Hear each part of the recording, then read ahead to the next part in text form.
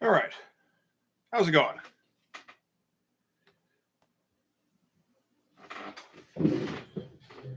Okay, time to finish this thing up, hopefully.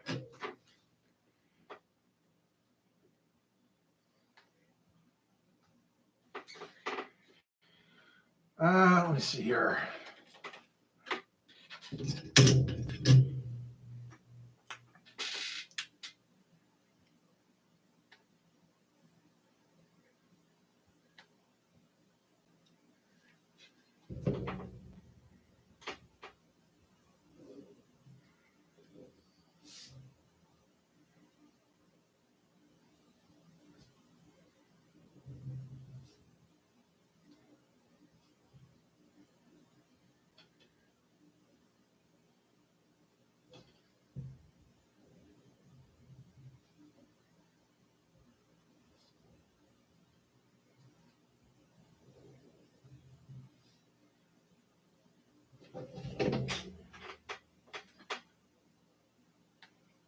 All right.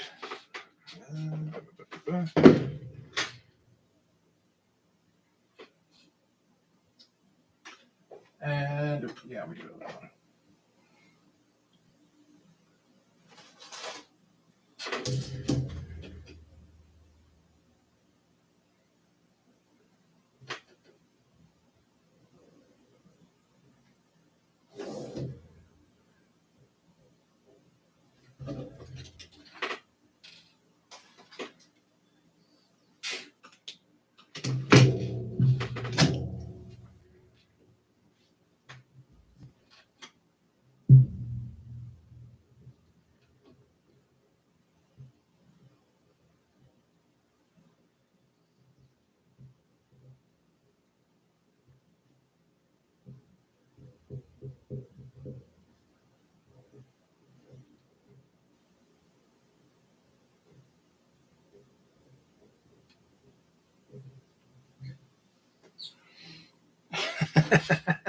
How's it going, man?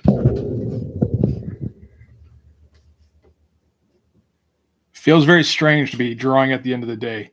I don't do it anymore, usually. It's funny. That's like when I used to do all my drawing. When I first got started, it's like, yeah, no, it'll do like I'll just sit and draw for like 3 hours, and then I draw for like 25 minutes, and get up and go smoke for an hour.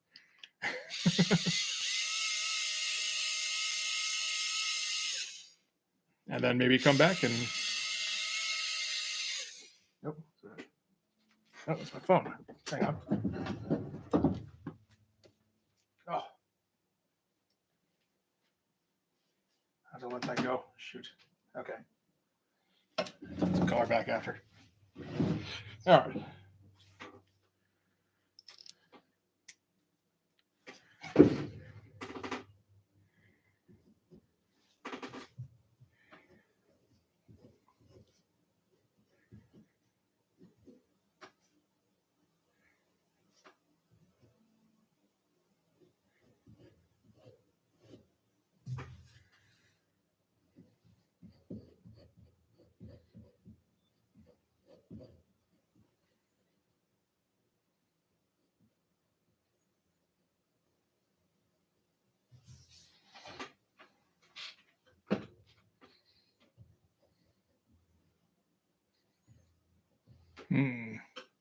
What am I doing with that hand?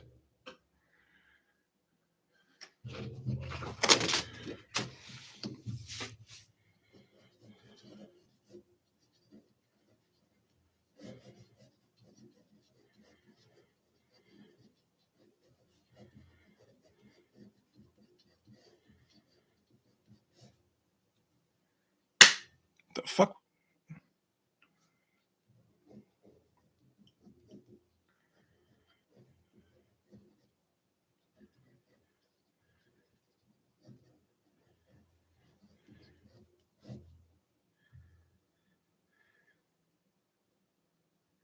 Sure.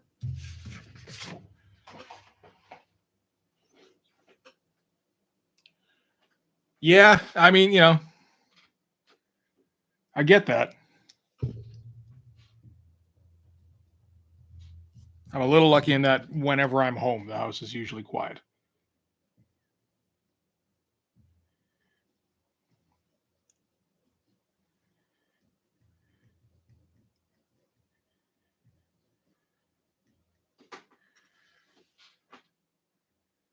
I have to hope this gets covered up, maybe.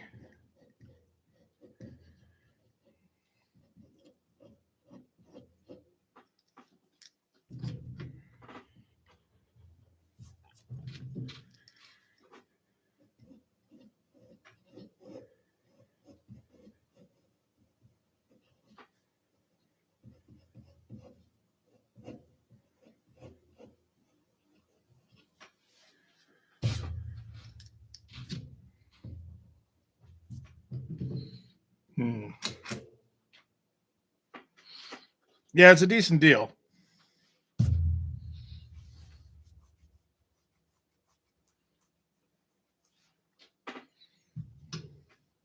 I would like to put on some music, but I know it tends to get just turns into like a crackly mess and makes it just like unpleasant to sit in on this.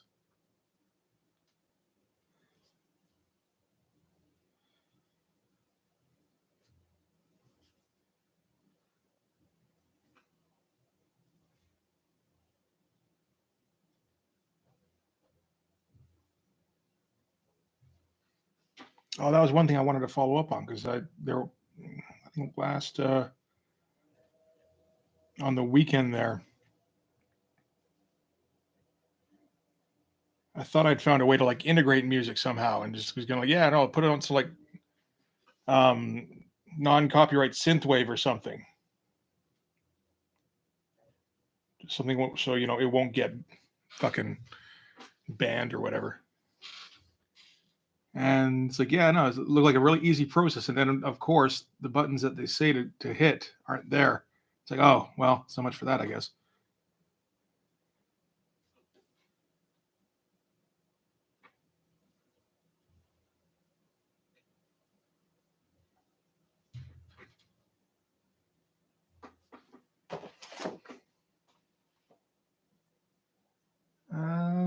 I think,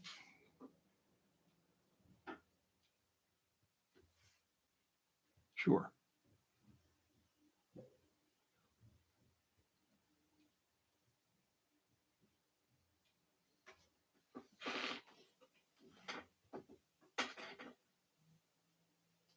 I mean, I guess, yeah. It's the only problem is that this mic doesn't seem to be any good at picking it up, so it just kind of turns into like, like just kind of wobbles back and forth in the background.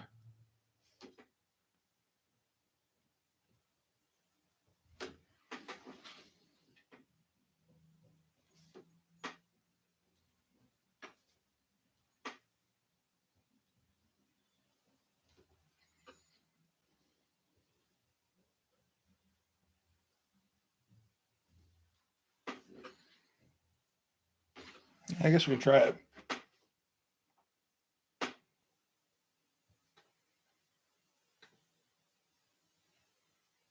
I mean, it's better than nothing. Better than just doing this silently.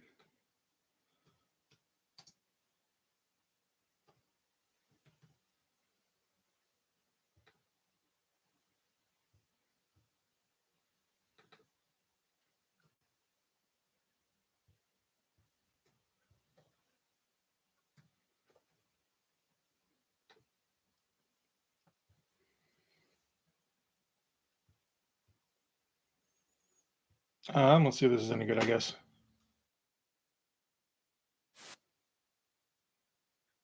microphone plugged in. I can't hear anything. It comes up. So never mind.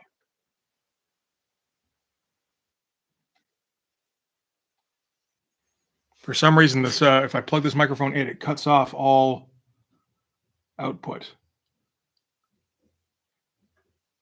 which probably just means I have it set up incorrectly, but I can't seem to figure it out.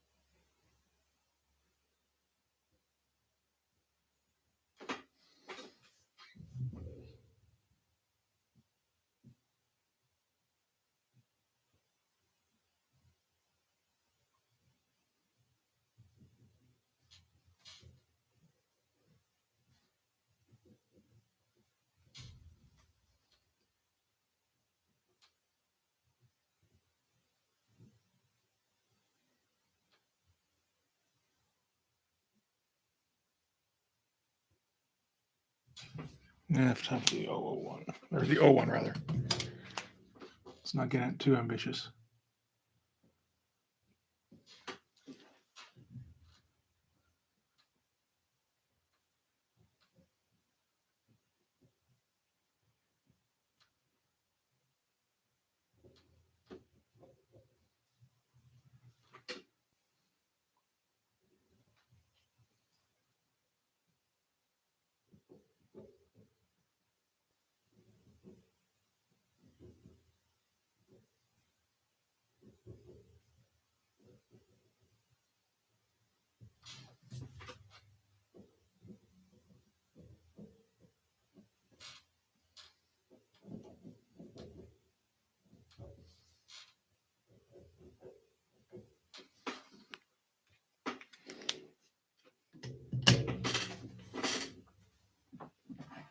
I'll just try it on my phone, I guess.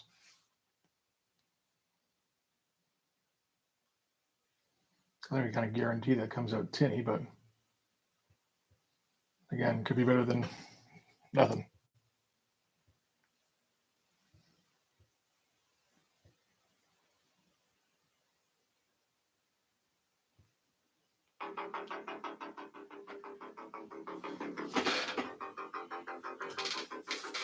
Sure.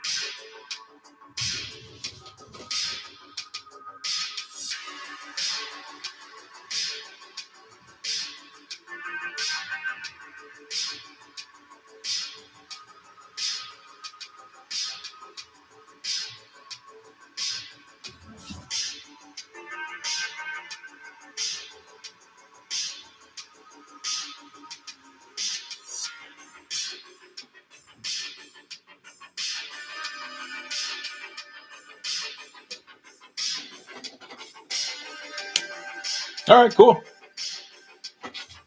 Hey, if it works, I mean, yeah, I'll take that.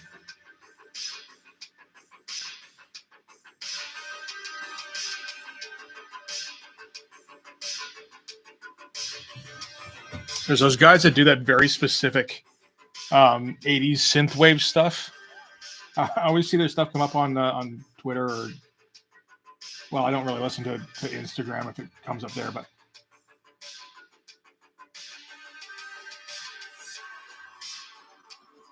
you know, like it's like, was it like your partner's lying in the hospital and you know where the big boss is going to be, so you got to make your way across town in 10 minutes, that kind of thing.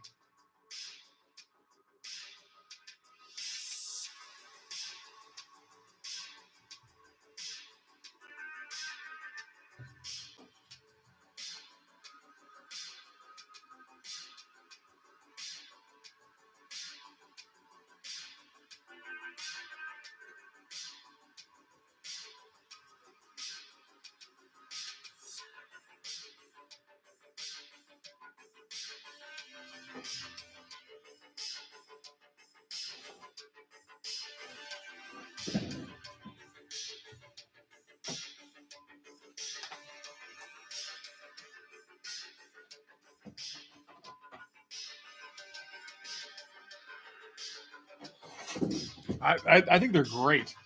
And then you listen to them, it's like, yes, that is kind of what that is.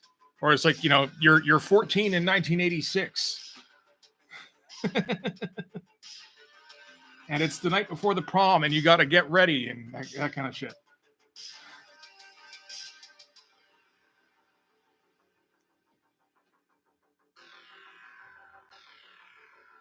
And most of the people writing this stuff look like they're like 35, so it's like you don't know what the fuck you're talking about. But then they write the shit. It's like, oh yeah, no, I guess you do. Okay,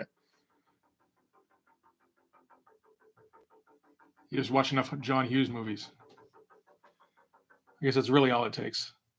You don't actually have to, lived in the 80s.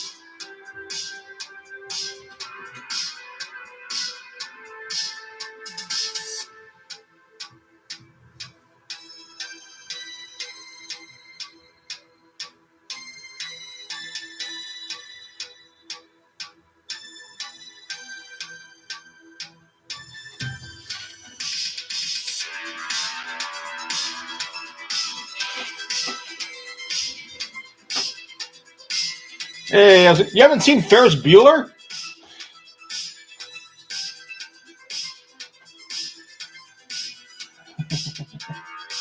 I'm debating whether or not to do this more often. And hey, Steele, just to get like an extra stream in there every week.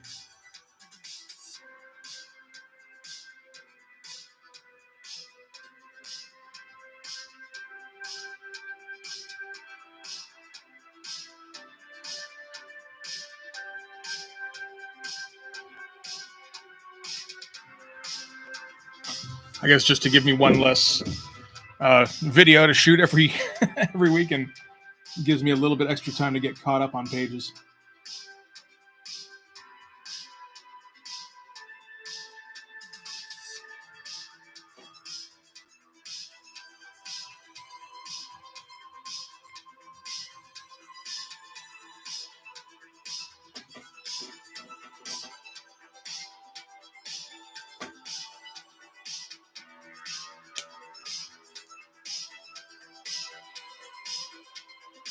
Hey, Albiro.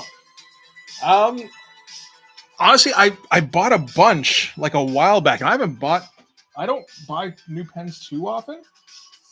I got a new pack of Micron O1s this month. I guess like once every month or two I buy something, but it's honestly not that often. And I bought a gigantic 50 pack of Tombow brush pens. So like I don't need to buy another one of those for maybe a year or so, hopefully.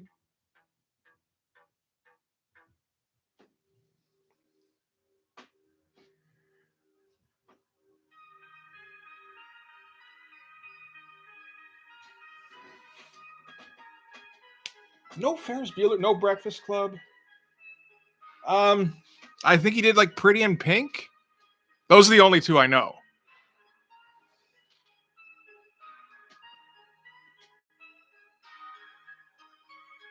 Home Alone's not a John Hughes movie, is it? I don't think that counts as like a traditional John Hughes movie.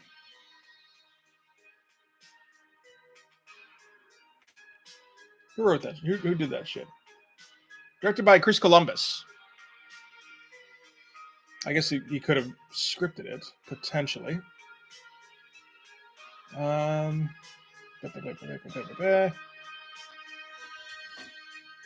Written by John Hughes. Okay, yeah, shit.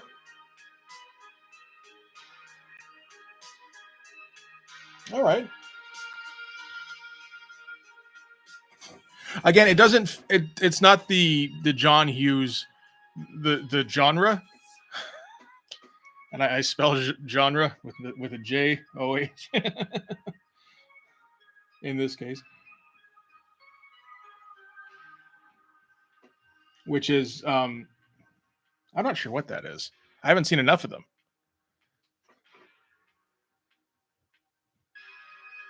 Disenfranchised upper class white kids.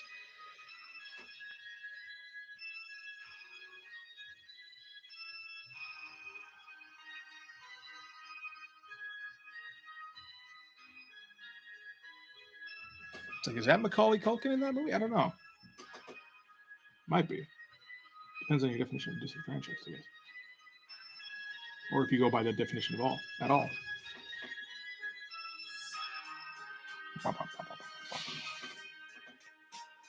Weird Science, I may have watched back in the day.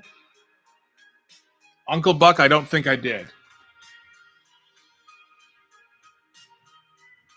I haven't watched it a lot, but I mean, like, enough to know that, like, everybody, I would have thought everybody watched Ferris Bueller 100 times when they were a kid before they realized that Ferris Bueller's the fucking devil.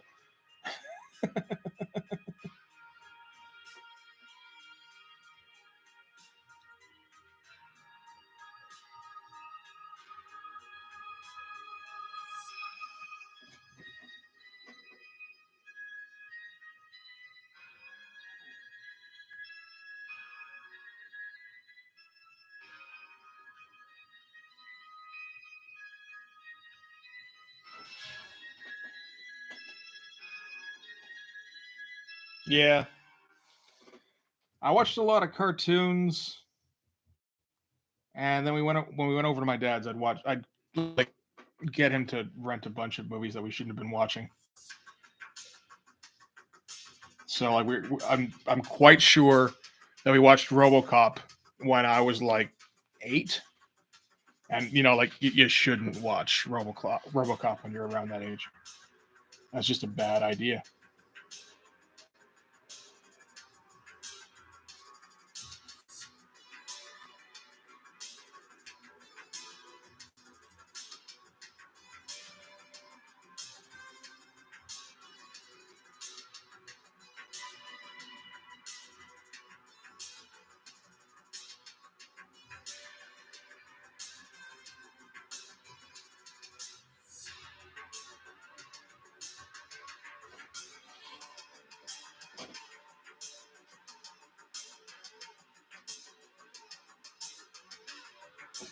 Killraven sounded familiar. I don't think I've ever read it myself, but I mean, it's a good name anyway.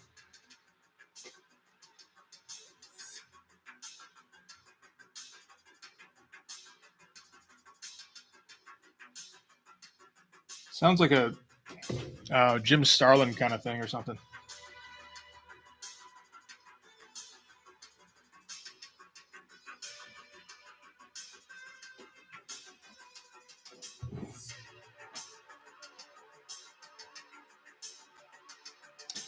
This is I just went for like royalty free dark wave stuff, so just kind of synth wavy kind of stuff. I don't even know who is this. White Bat Audio. It's okay. I haven't heard anything that sounds bad yet. Oh yeah, okay. I've never been able to hold on to a handle that long.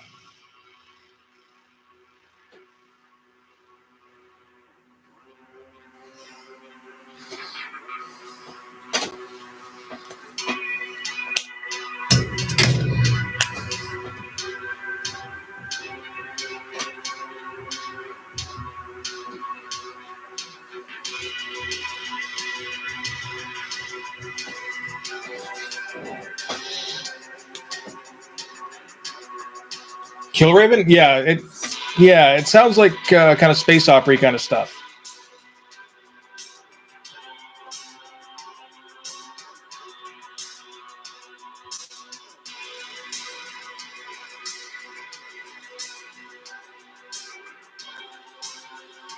Now I got to look it up.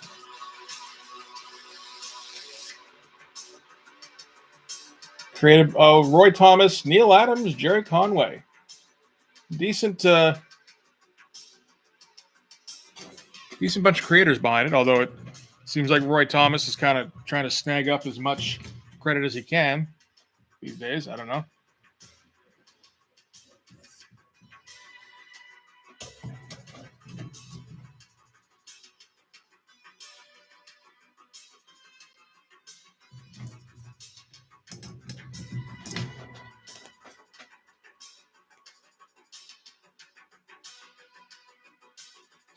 All right.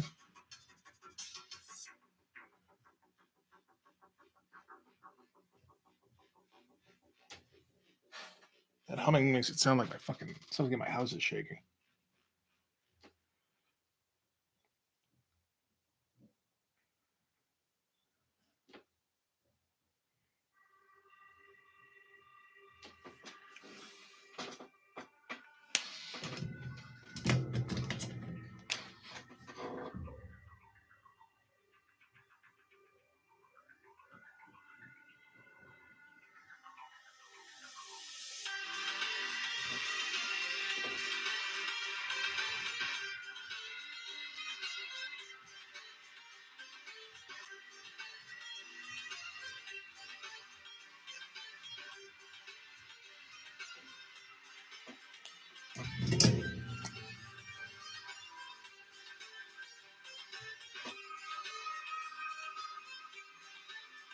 Mm.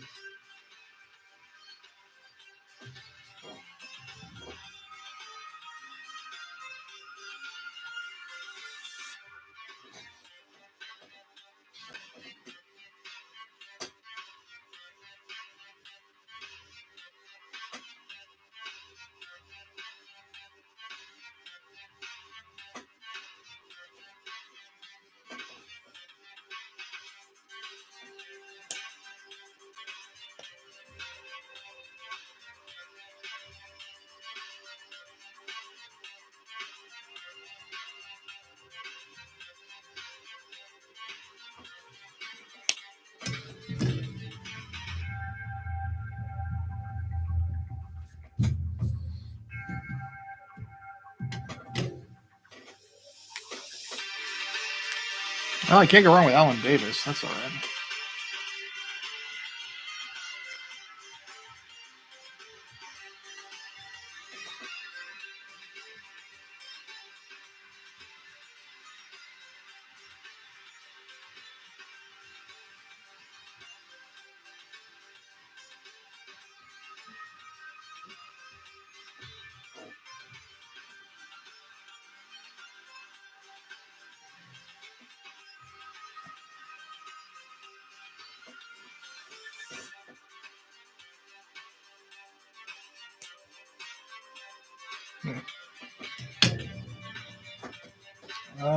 What do we want for our floor here?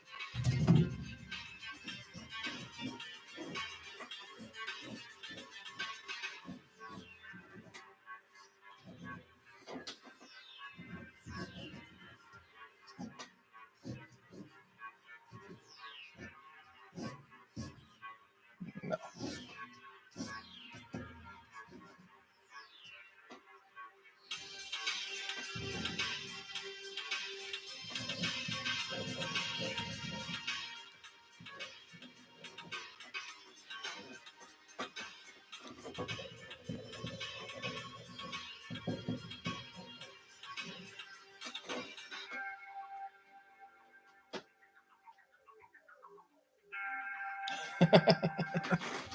Are they feminine poses? Shit. Oh well.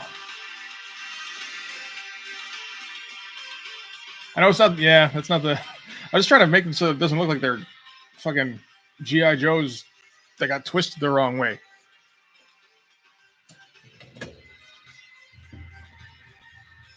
I guess I must be going woke. That's usually how it starts.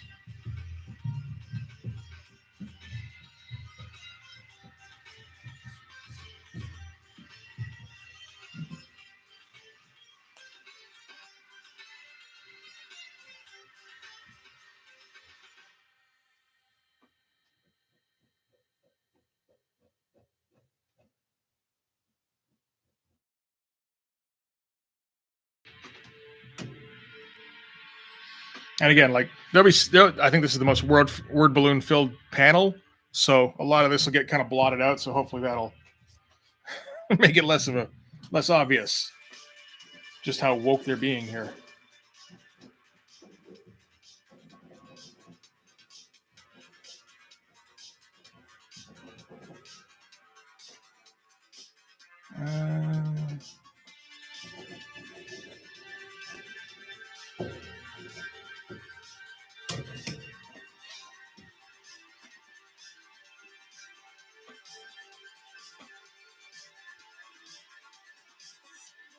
No,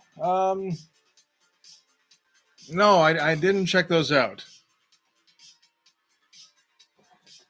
Honestly, I don't watch a lot of other reviews because I mean, a lot of them are kind of the length of mine, which is too goddamn long for me to be spending on a YouTube review about comics. Generally speaking, if I'm going to spend that long and think about comics, I should probably be filming or drawing.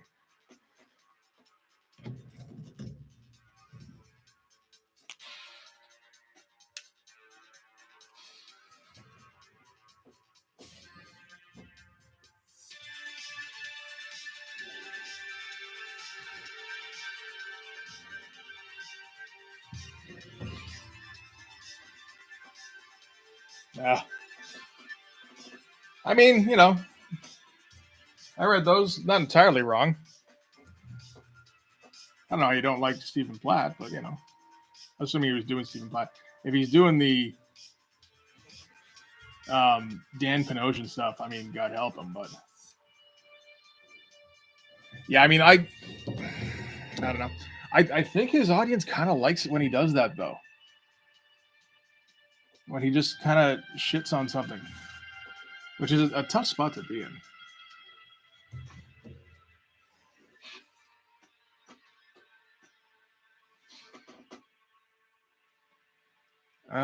These are too small. Ah, fuck it, whatever. But like I had a few where I mean, that was kind of my thing for a while with the brigade and extreme stuff, and like, man, I got sick of it. I couldn't do it after a while. Those extreme prejudice books kind of, I think that got the last of it out of me. Because like when I was doing those Richard Horry ones, I was not having any fun.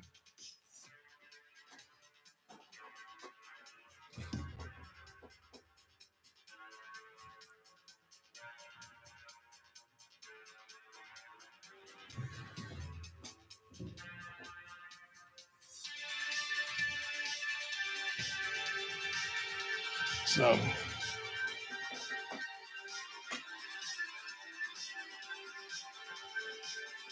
I do. I know, and I'm kind of trying to get past that. I think. I mean, it was fun for a while, and now it's just like, do I have anything more to say other than these guys aren't as good as we thought they were? It's like, well, yeah. I mean, I said that already several times. So how about like doing some stuff that has some artistic merit of some kind? It's like, oh shit, that sounds difficult. And I got to talk about why it's good. I don't know if I can do that.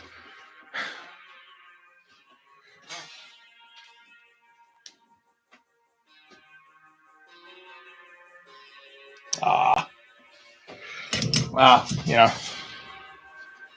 I I won't lie. I've done that with my kids a bit too. My kids are older. My kids are like in their 20s, but yeah, my youngest came in and like I had something on the board here for a video I was going to do. And he's like, oh yeah, hey, that looks pretty good. It's like, yeah, that's one of the ones I make fun of. It's like, yeah, I mean, you're allowed to like it.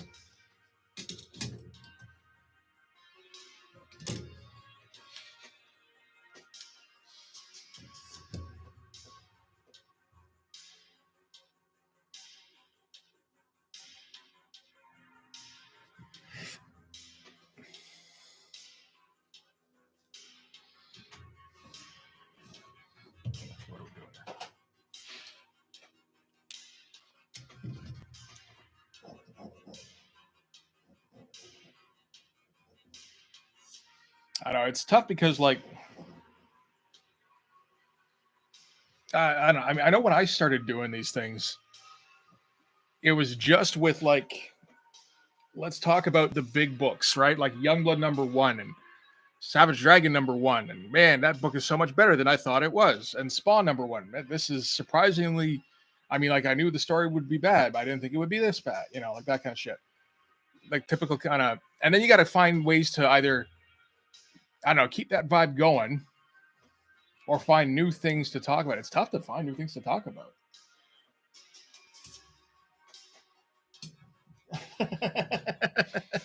All right, I mean, I'll take that. I think one thing that bugged me the most was the fact that I couldn't find any negative criticism about Liefeld when I was watching videos before about like 90s comics. I say, what, like nobody wants to talk shit about this guy? I was like, well, no, because then maybe he won't hire them or like comp them. It's like, well, he's not going to give me fucking shit either way. So like, why not just talk about what I actually see, you know?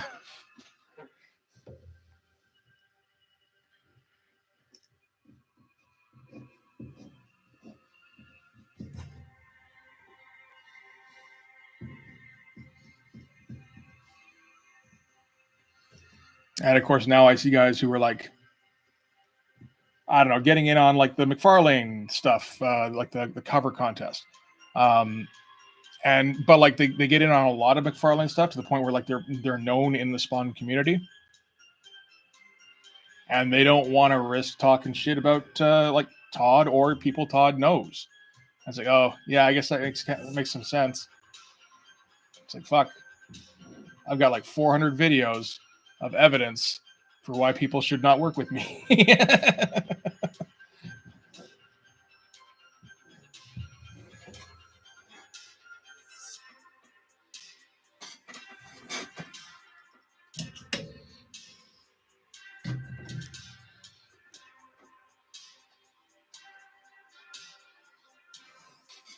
I mean, I can always like one of the things is like, you know, it's like I would like to have a Blood Force comic being published by Image. That would be awesome. It's also almost certainly never going to happen because the editor in chief at Image is Eric Stevenson, and I have shit on Eric Stevenson's writing so often, particularly like over the last I don't know like the last 6 months or so. It's like I really kind of hammered home that yeah, no, this guy's terrible at writing. You know, when he's like 24. I have no idea what he can write like now. He's an editor in chief, so probably, you know, I don't know if he does that anymore.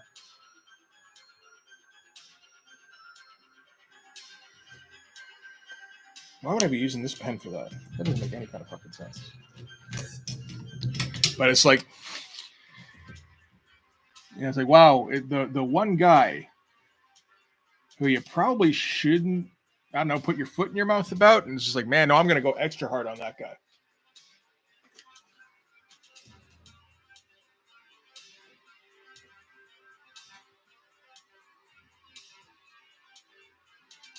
And it's like I wouldn't, except I keep picking books that he wrote, and they're terrible. I'm not going to say they're not terrible.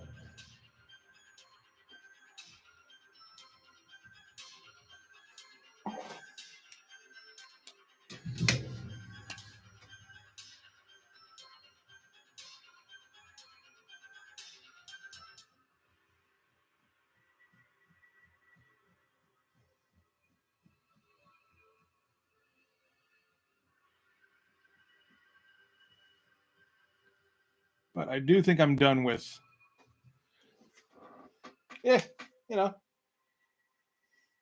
Merritt has no pull, thankfully, except with Rob, as far as I can tell. He does seem to have some kind of name, which is like a little flabbergasting. Except, like, you know, he's just managed to kind of hang around for all these years. Like, okay, I can kind of get that. That's tough to do in comics. You know, he mostly just hung around with Rob all this time, but that'll do it. Well, you know, I mean, that's the thing. It's There's always the prospect that it's like, okay, well, what do you want to do? Do you want 25% of a decent amount of money or all of the almost nothing? You know, it's, it's always a possibility.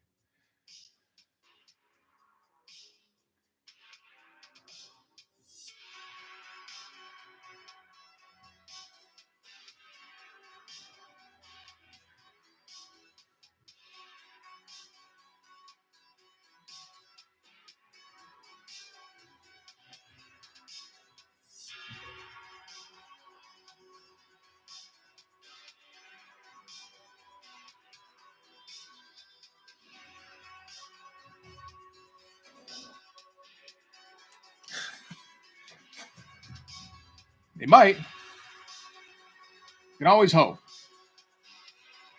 I'm still going.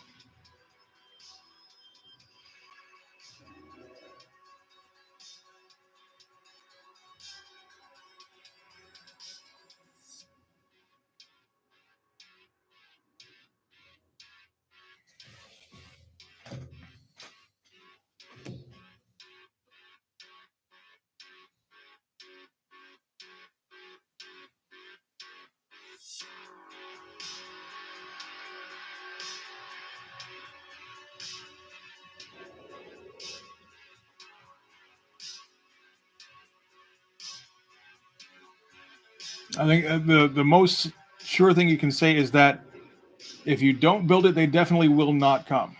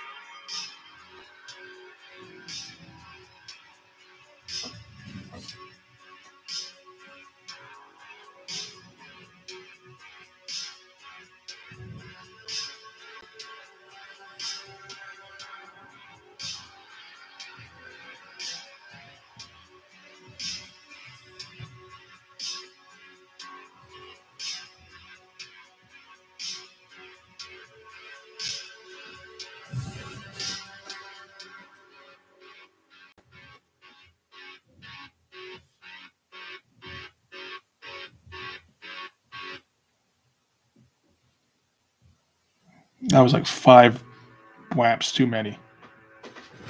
That's okay. It's over now.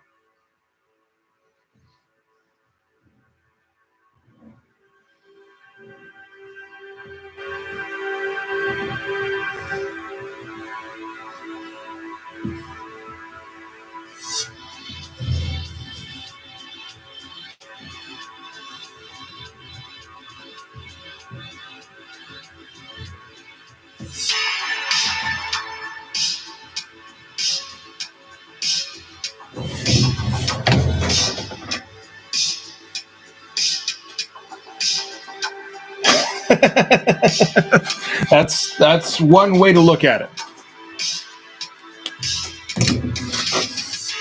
I'm sure that that metaphor has been used many times before.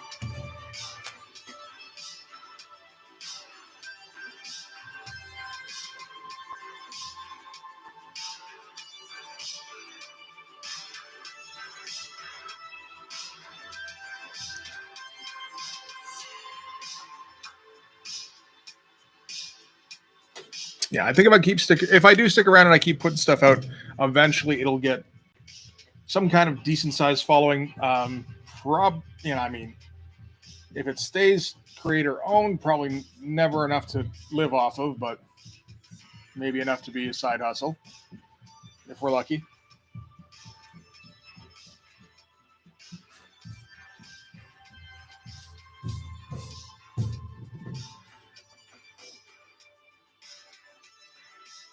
Okay, let's see here.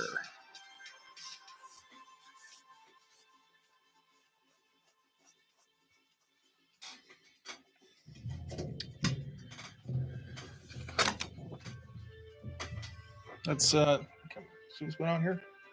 Kinda.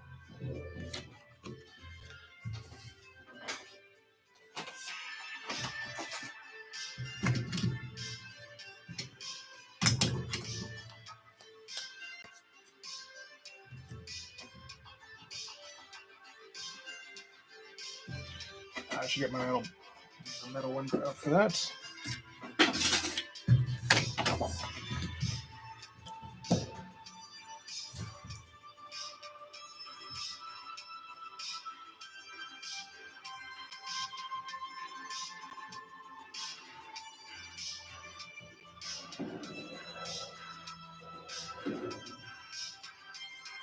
See it right there.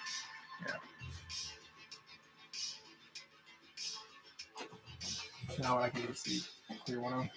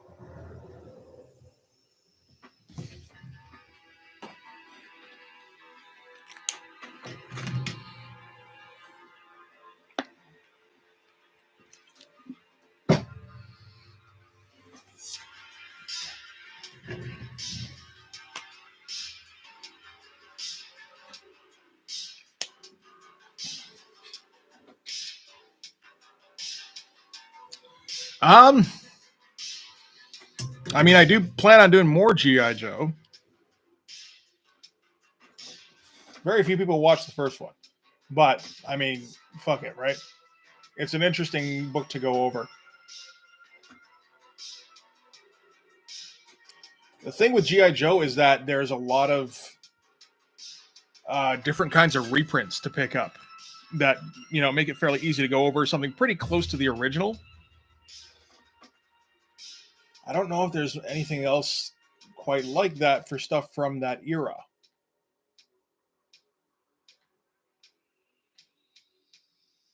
Like,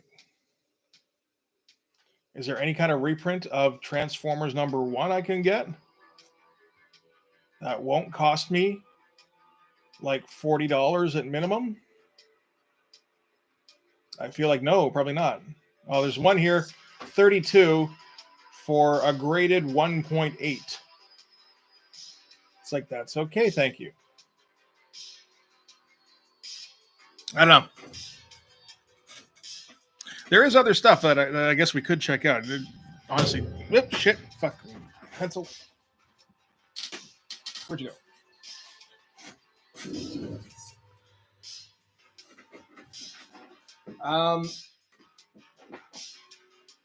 Oh, did I lose the whole thing? Fuck's sake.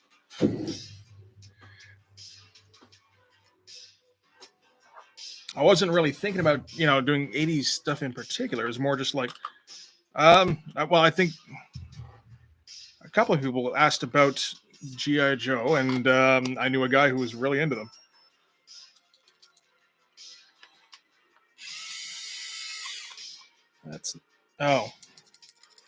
That's the end of the lead. Okay, fantastic. I don't know what else came out. What other kind of comics from that era could we do? Sectars, Crystar. Crystar is kind of funny. Actually, I think I did mention that in the Joe one, was how that was Marvel's attempt to kind of reverse engineer it. and make a comic that you could make a whole bunch of toys about, and then it just didn't work.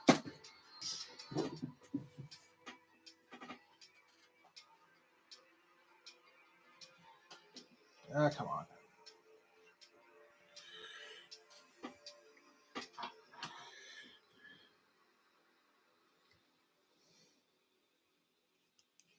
I can't remember when last time I had to reload this. I'm not sure if I know how.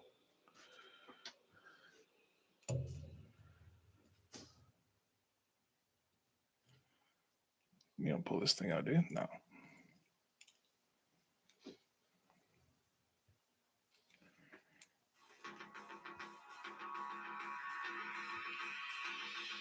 Huh. Oh, maybe you do. Oh, you do pull that out. Okay, I'm just a dumbass then.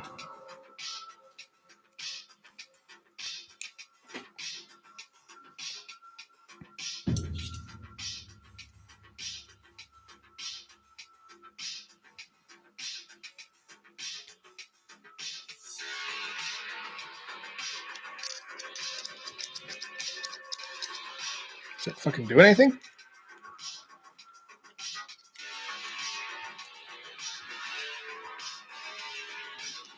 This is just a fascinating stream. Watch as Mitch learns to try and reload a pencil.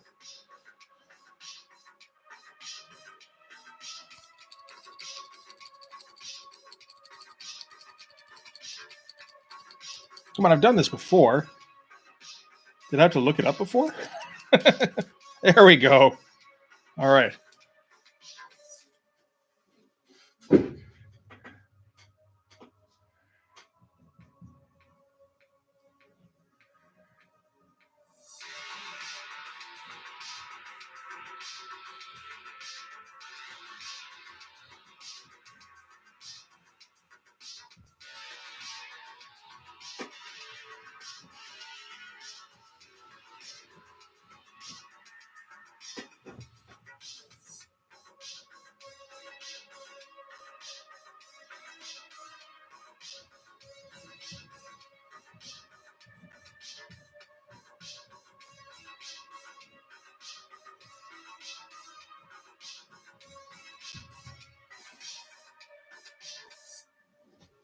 That's another one that's kind of pricey for some reason.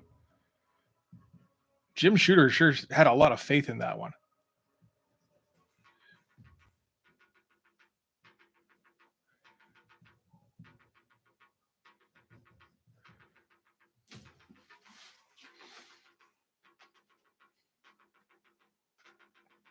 Maybe there's a Dazzler #1 like facsimile edition or something.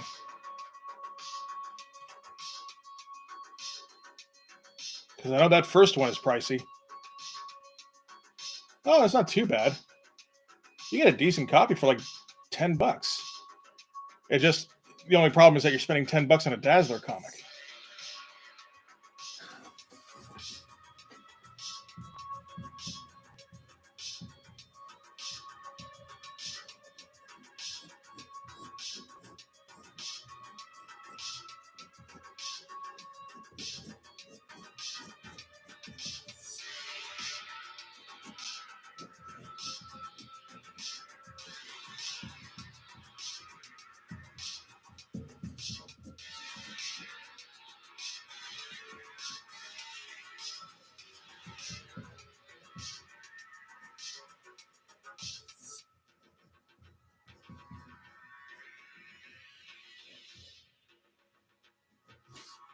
I think I do have some Cloak and Daggers. That would be one I could go back on.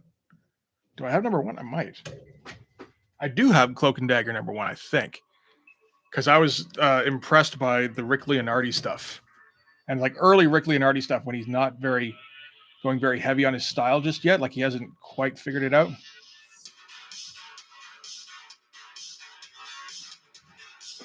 Well, shit. Okay.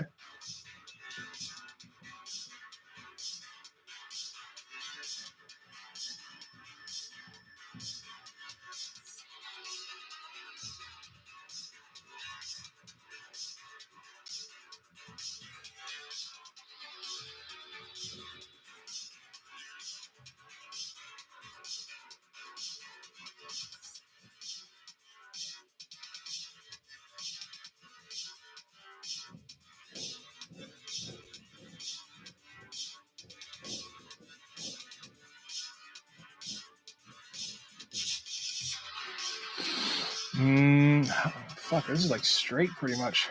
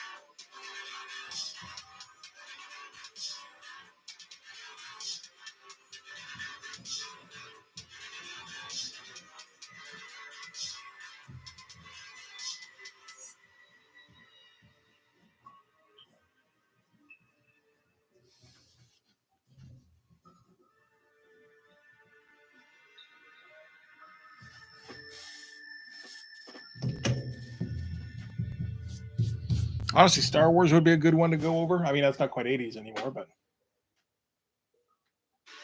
there's probably reprints for most of that shit. I kind of want to hit the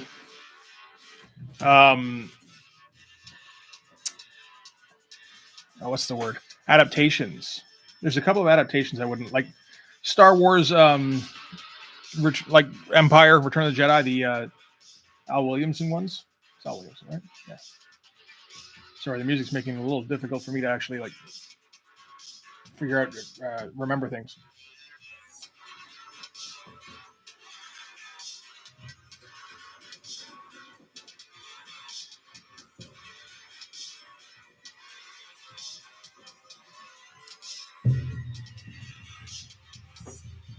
And I was considering getting the Indiana Jones, John Buscema ones, actually, and going over those because I actually had the first one of those. The three the 3-issue series.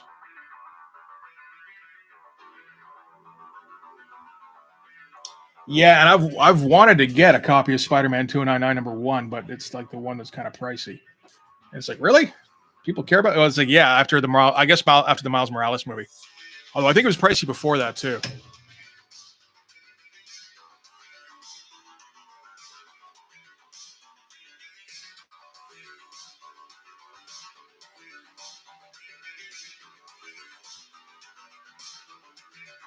How much? Yes. Well, I mean, I want a fine copy, which is like $20. It's like, that's a bit more than I'd like to do.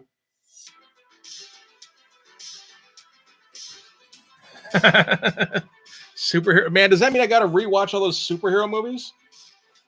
So many of them are not good though. We get to the end of like Thor, and I'd be like, oh, I almost stayed awake for all of it this time.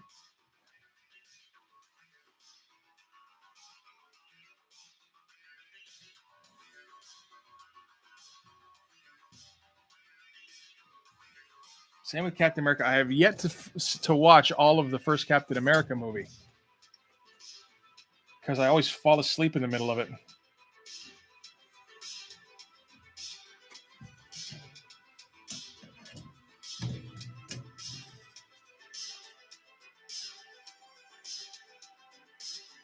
I had X-Men 299 #1, which was not impressive at the time. I remember that. I was never really a big Ron Lim fan. Like, I give the guy props for sticking around. That's tough to do, and like becoming like kind of a name. But he was never a guy I was that interested in. I feel like Doom 299 did get. I never had a copy, but I think I heard it did get interesting. I don't know if they had an interesting artist on it or what. That might have been it. I have no idea who's writing that thing.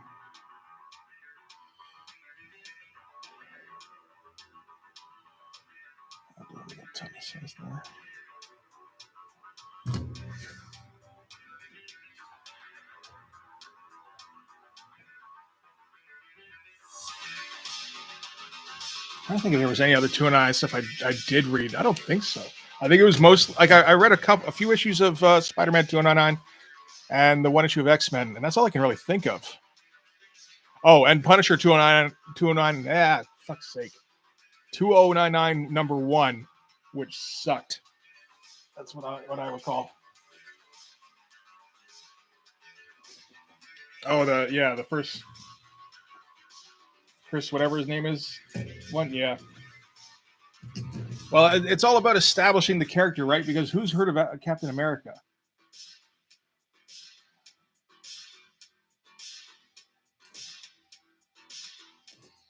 That said, I knew next to nothing about Captain America when I was a kid. But, I feel like that might be different in America. I don't know.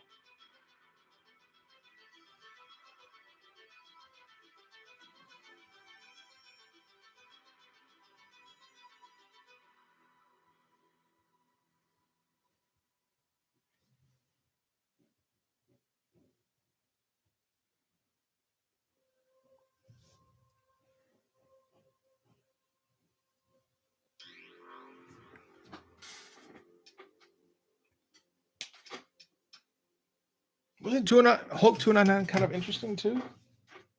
I do remember hearing that. Who drew that? I feel like somebody, like some kind of name, drew that.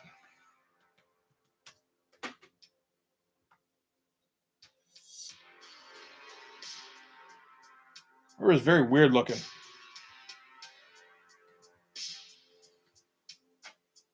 Art by no, I don't know who that is. Malcolm Davis. Okay, never mind. Was it Ghost Rider I'm thinking of? Art by Chris Bacalo. I mean, that's pretty fucking great.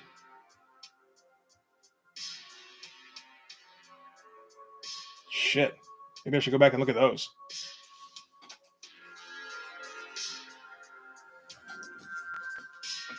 There was a little bit of overgrown Green Rat, I suppose. He looked more like a monster, like a dragon kind of thing.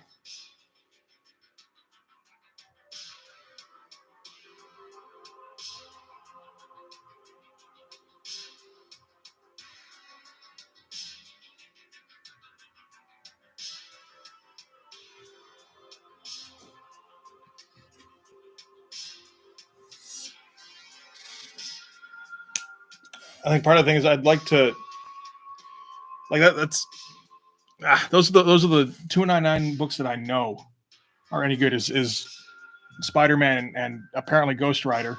I mean, I'm always a fan of Chris Bacalo.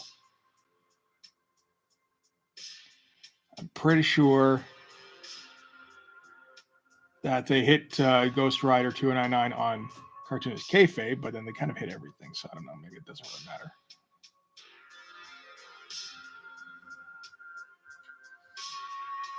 But it's like, you want to try and find something that was close to something they hit, maybe, but wasn't exactly something they went over. Because, I mean, like there's no way you're going to match the level of expertise they had on anything.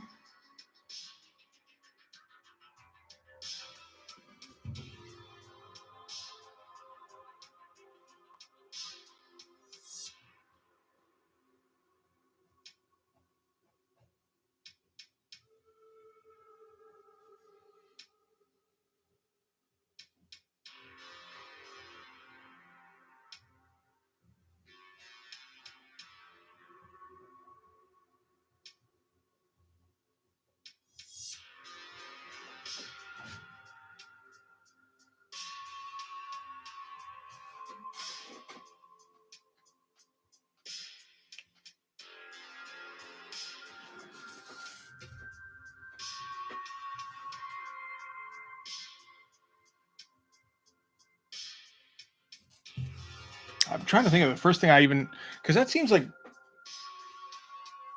he would have been around for a while. Chris Bacalo, and in or when Ghost Rider number 2 or Ghost Rider 299 came out. But I think that's pretty early in his career, actually, and he already has that fucking crazy ass style.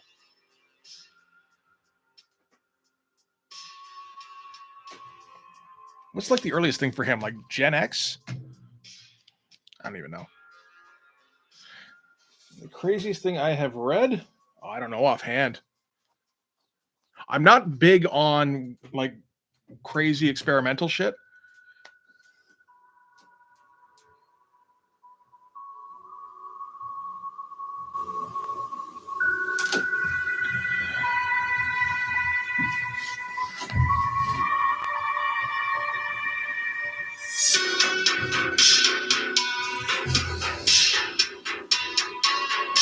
I mean, From Hell's pretty great, and it's definitely out there.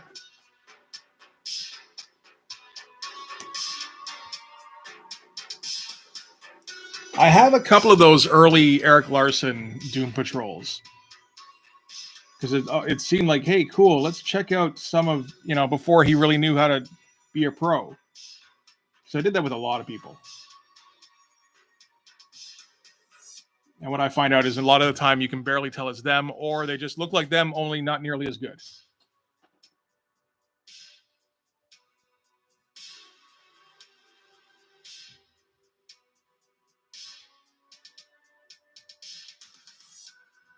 I feel like one of the few exceptions for that was the Silvestri King Conan stuff, because you could see him picking stuff up from issue to issue.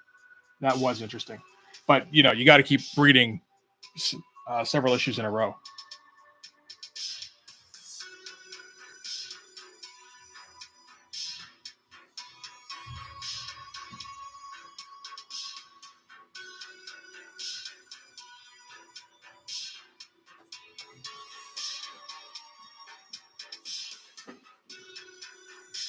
I think Doom Patrol is also a little bit pricey. Or at least what I'm probably thinking of, like the Grant Morrison stuff. Because that was when I thought about taking a look at it. I was like, to get enough of them to make it worthwhile is going to cost a bit.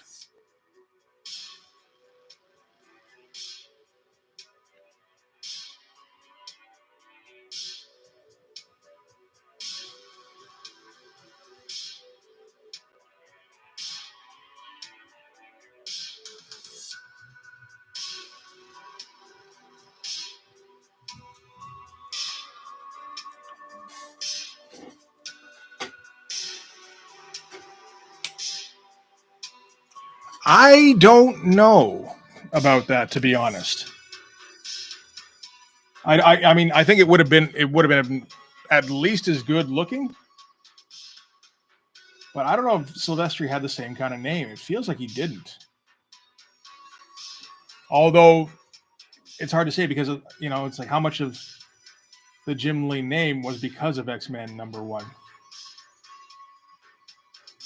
It's like the big three guys you think of from that era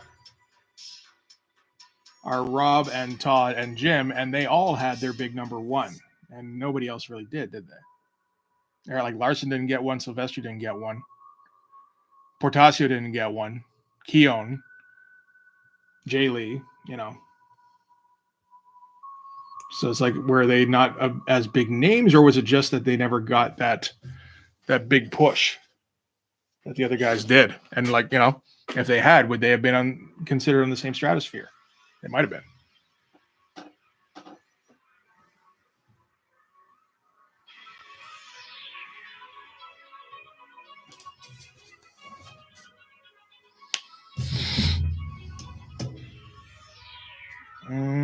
I got a pencil somewhere. Another one, smaller one.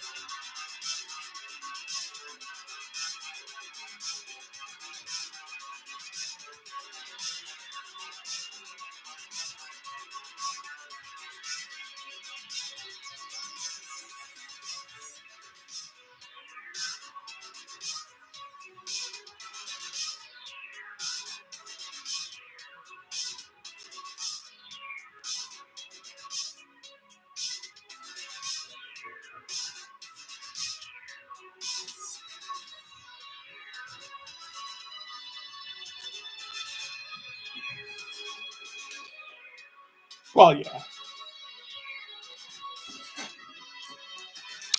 Well, he kind of did, but like, well, I don't know. Tom DeFalco tells it different. Like he went to Europe and saw that there was a huge demand for Spider-Man that they basically weren't meeting with their 3 current existing titles. And then so yeah, put Todd on the first one because obviously, I mean, he is the most marketable star regardless. Spider-Man. I think the mistake was that they gave him creator control for some reason, probably just to keep him from walking. But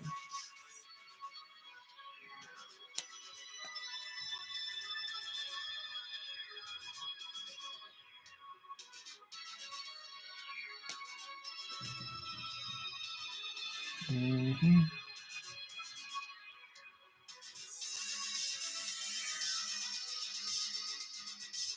It's funny. I remember reading up on the Todd stuff. And I was doing those issues. Now I've completely forgotten all that stuff. Probably wouldn't take much to refresh my memory. Just, I'm not going to remember while I'm drawing stuff and weird techno music is blaring. Synthwave. It's not techno, but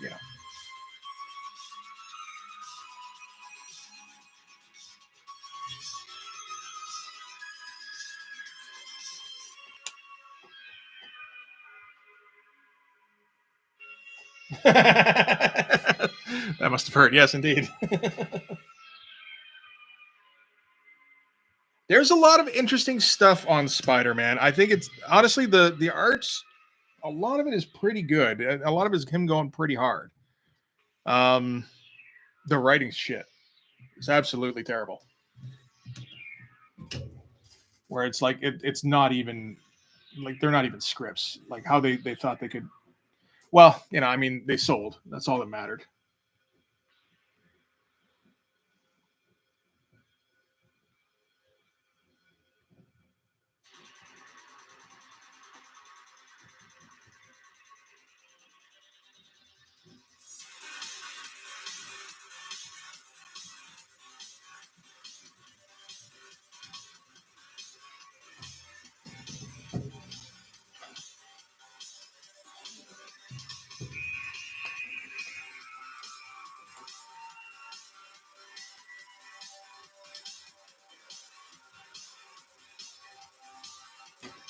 And I mean, Mark certainly found Michael Turner and David Finch, and they might have still been great regardless. But I don't. Who knows if they would have been that great or if they would have had that particular kind of bent to their style. David Finch probably not. He was like a Silvestri clone for a while there.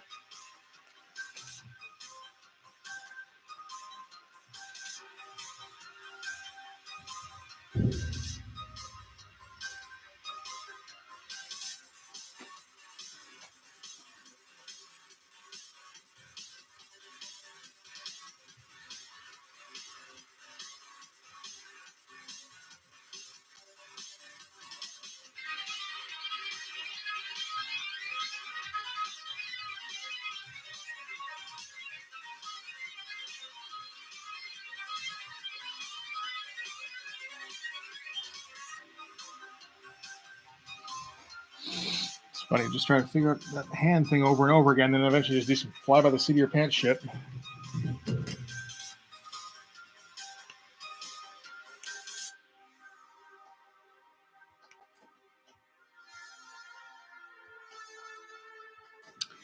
He did, and I mean, like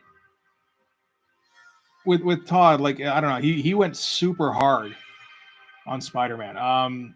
You see the stuff where he's not trying as much on like Spawn number 2 through the rest of them probably. When he's made his money and he's starting to realize that he doesn't really want to draw comics regularly.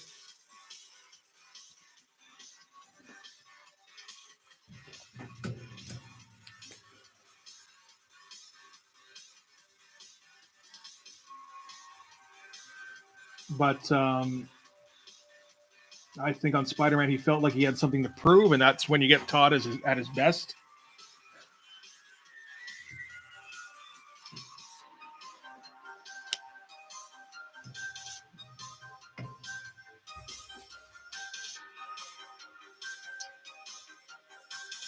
Lee and Silvestri. I mean, well, the problem with Lee and Silvestri, at least when they started, was that they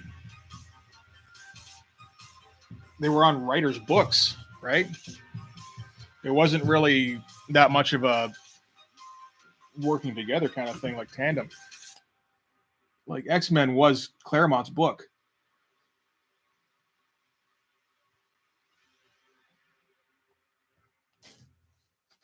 And on Wolverine, I mean, I think that was actually probably closer to full collaboration, but with Larry Hama.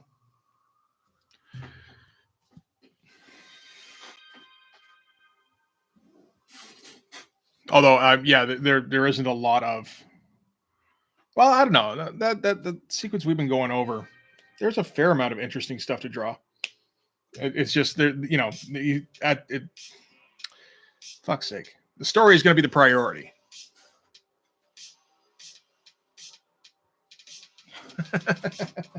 Well, that's just down to taste. So if it ain't your thing, then that's yeah. It was a lot of people's thing.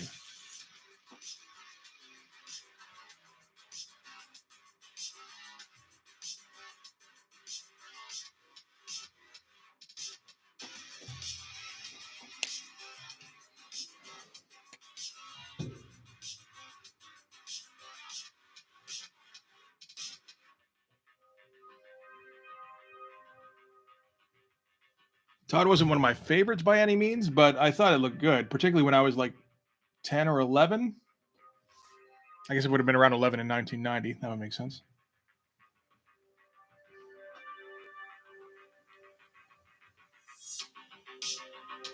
Yeah, I mean, I thought it looked pretty cool then. I didn't really get what the fuck was going on, but then, you know, you don't care as much when you're 11, I guess.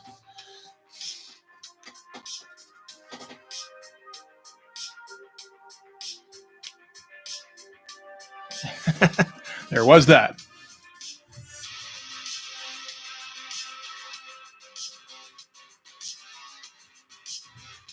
And I mean, I don't know, Jim Lee, I think, got away with drawing a lot of splashes that probably Chris Claremont would have preferred he did not draw.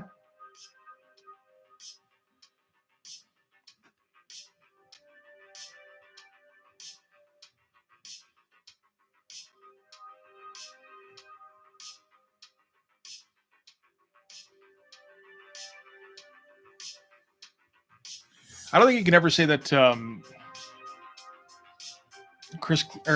Jim Lee didn't get anything other than ideal circumstances for building his reputation because he built it all in like Uncanny X-Men 268 through 277,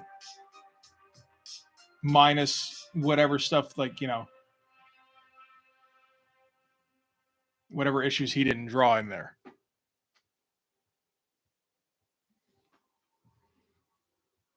Okay, well, you got to admit that you're maybe not in the majority with Alpha Flight being one of your favorites.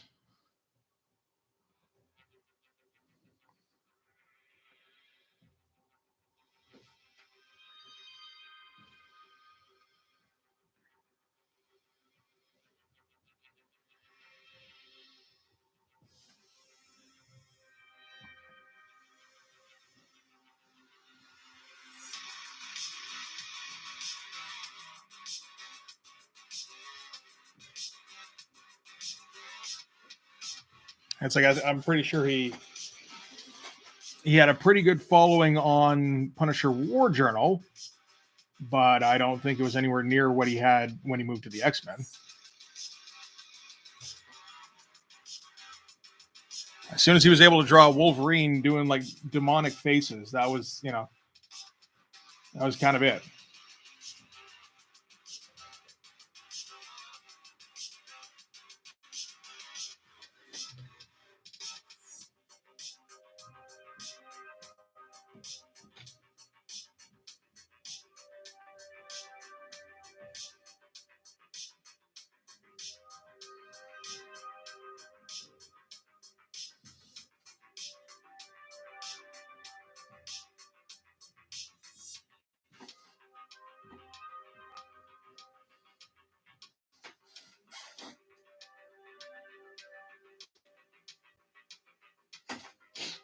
The early, I think that's, yeah.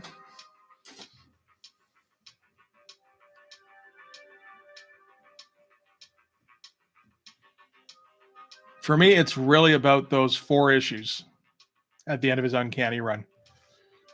Everything else is a little too forced, a little too. I mean, it is cool seeing him not be entirely sure what to do. It's weird, you know.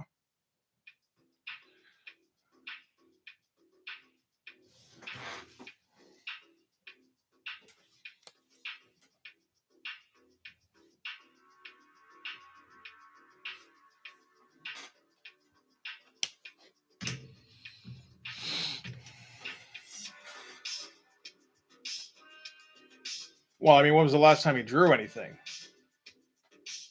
Does he still do that? Last thing I know of that he drew was the Batman stuff.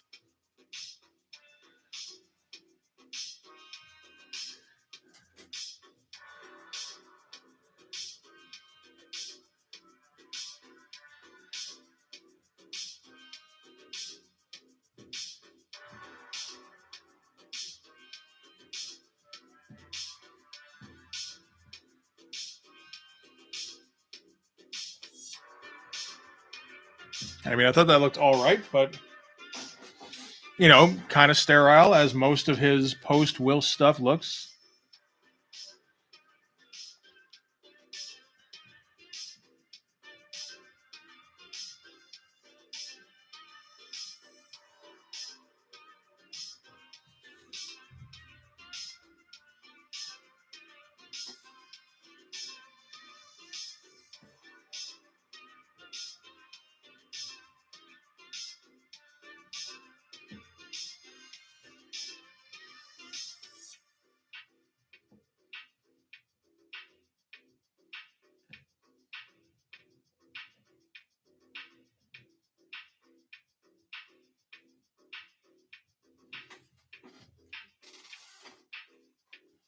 Oh yeah, yeah. No, I've seen the where he does like one offs, one off drawings and stuff. It's all fine. I mean, it's all very solid. There's very little risk of him drawing something that'll look weird, which is just how Jim likes it, I think.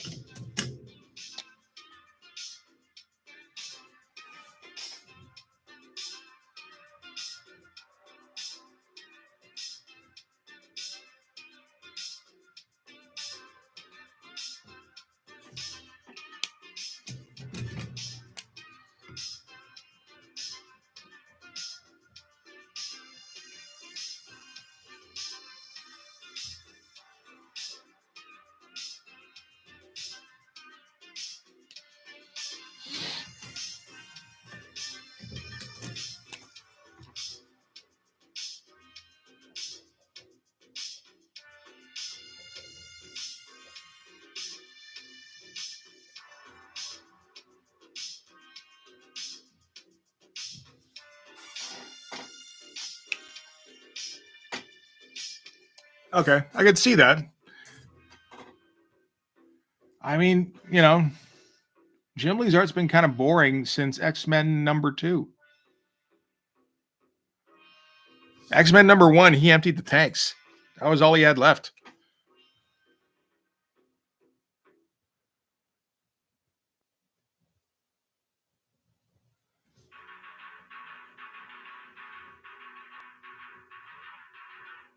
He's been kind of floating ever since, in my opinion. But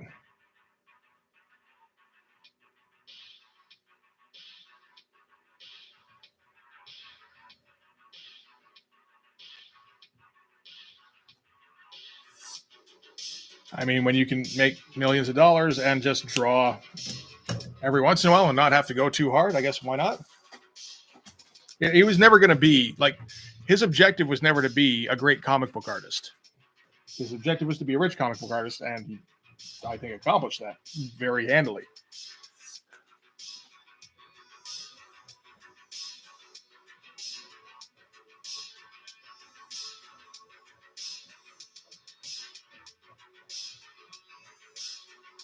as far as I can tell, anyway. I mean, like you know, it's all speculation, but that's just what it seems like to me.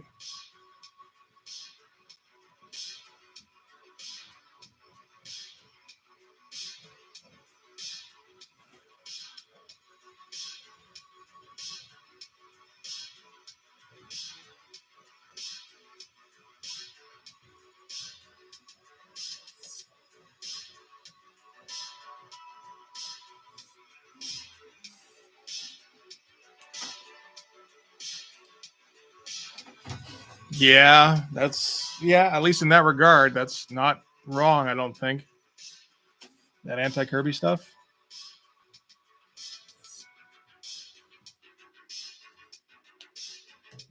Yeah, because as Kirby went, his stuff became like more and more like primal. It felt like.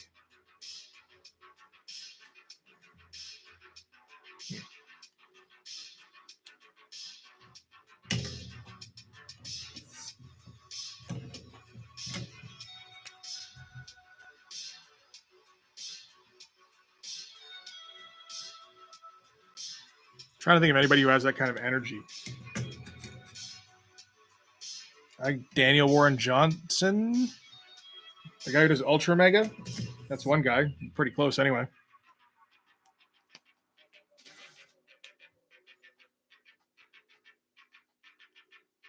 No. Um.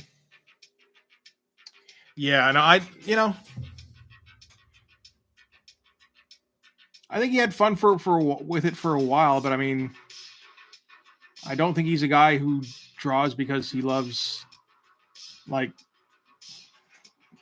being a storyteller or anything like that. I don't think that's his thing.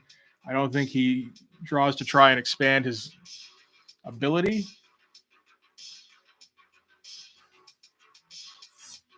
I just think he was never one of those kind of guys.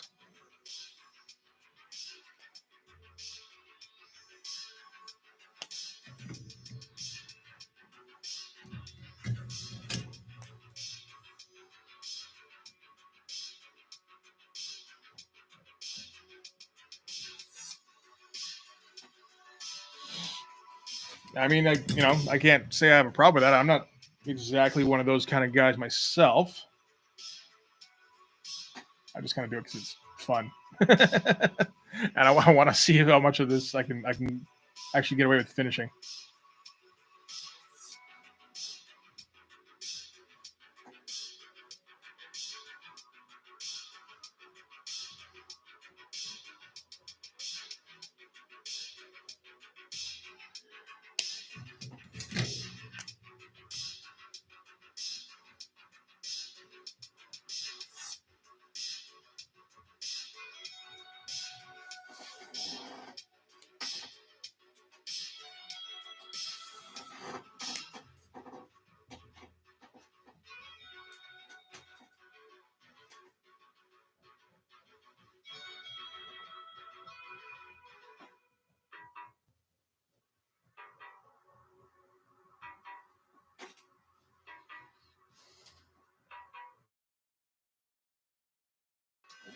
Is that a no cap? I got a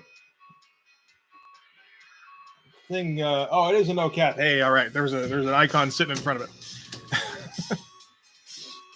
I appreciate that. I don't know if I'd want to draw the X-Men, to be honest.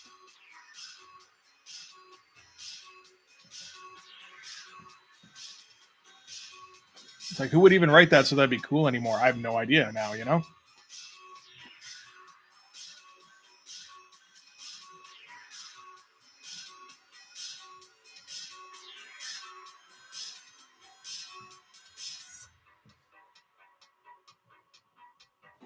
No, I think Blood Force might be the only thing I can draw, potentially. Although I say that as a guy who has never had a script to work with. So I could be talking shit. I'm probably talking shit.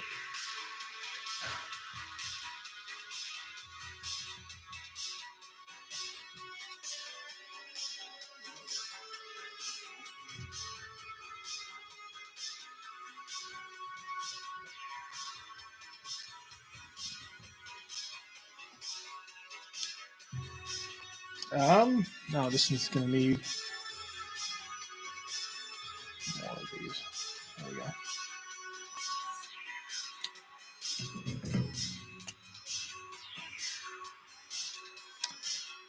I think we've got to go very, very vaguely inwards. I've got to have a curve ruler for that. Ugh. There we go.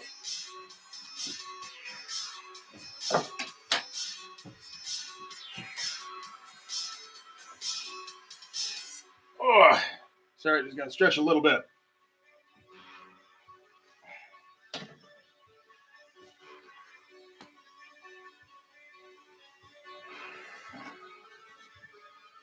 All right.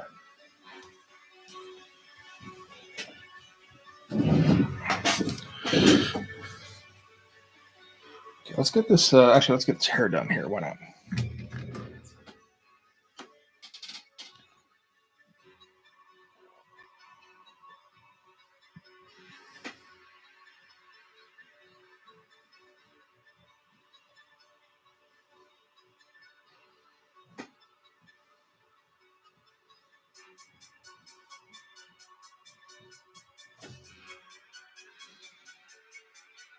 That's not too bad.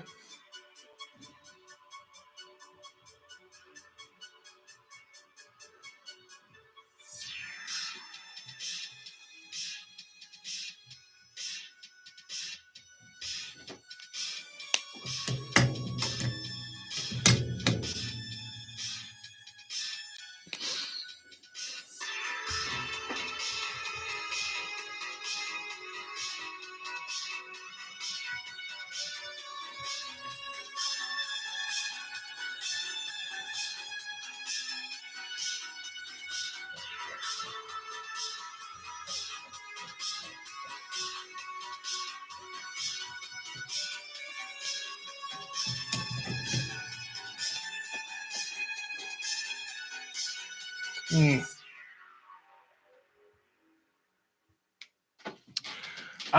Well, no, it's kind of what you do, isn't it? um, I don't know. When I was learning how to draw comics, it kind of got drilled in my brain like you got to put everything in there because I don't know. Just that's anything else is like you're just kind of cheating. And now yeah, it still has that kind of '90s thing, but I don't know.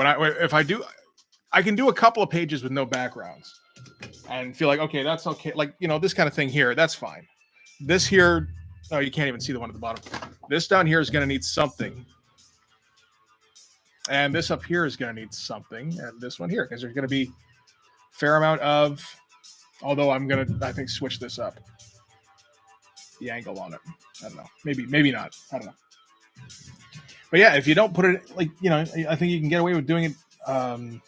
No backgrounds every once in a while, a little bit, but anything else is just being lazy. It feels like.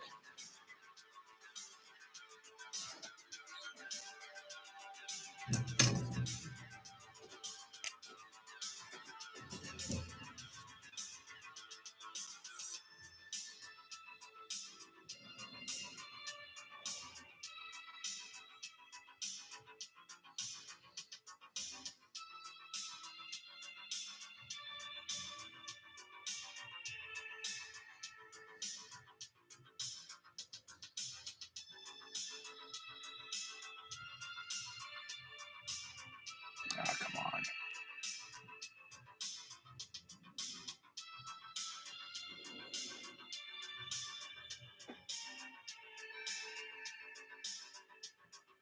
It's your fucking eyelash.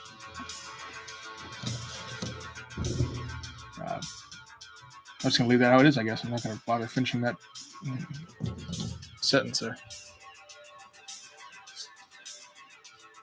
Okay, I gotta get this shit down. I've always got shit up in the corner here, and it's just kind of slowing me down because everything gets caught up on it. I never even look at it anymore.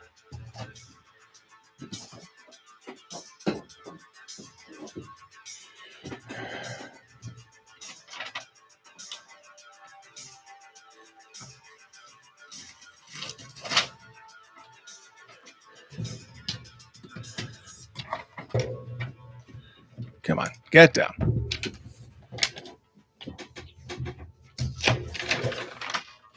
This is the Wednesday night redecorating live stream.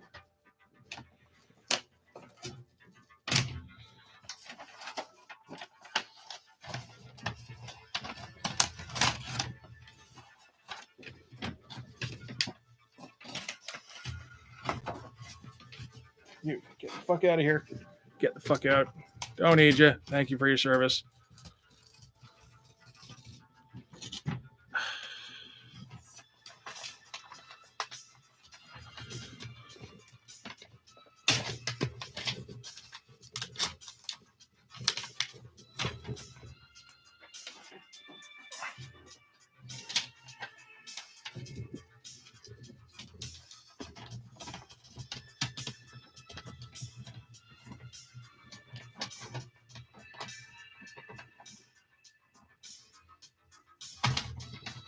And some of the stuff's been sitting up here for like a year.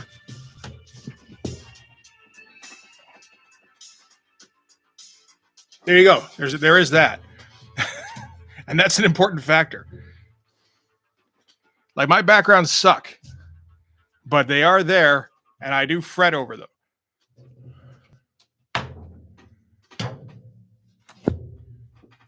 So I'm allowed to say whatever the fuck I want. That's what that means.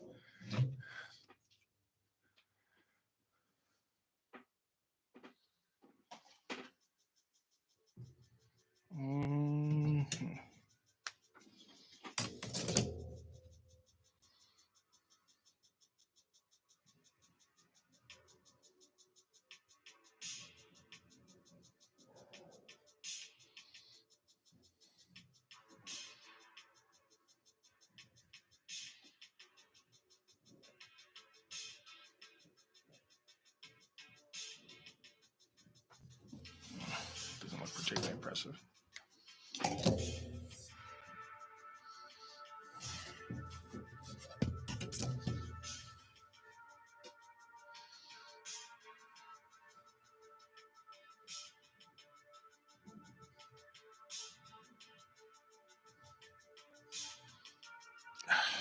I didn't get anything out of that.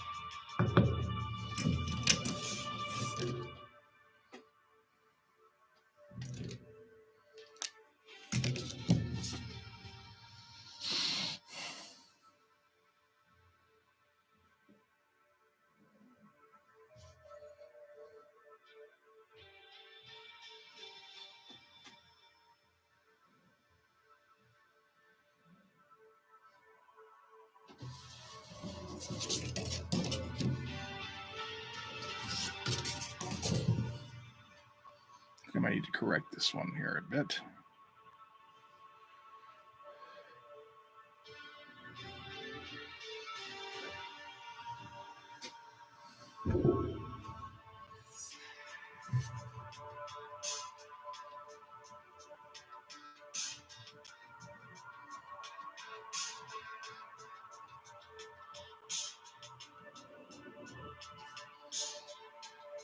Yeah, there's going to have to be some corrective fluid going on here. That's all right.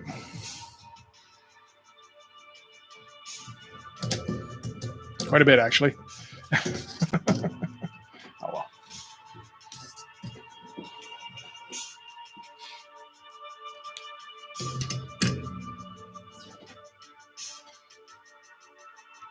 well. Where's the reference I was looking for?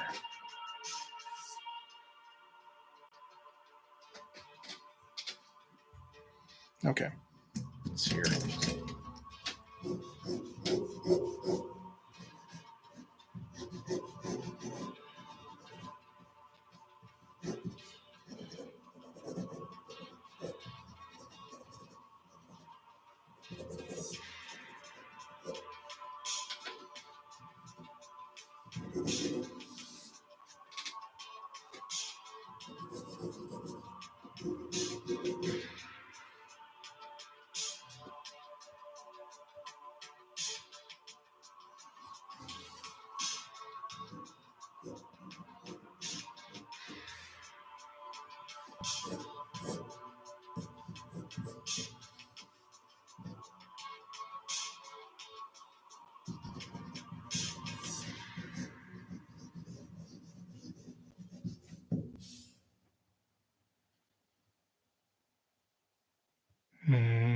That's all fine.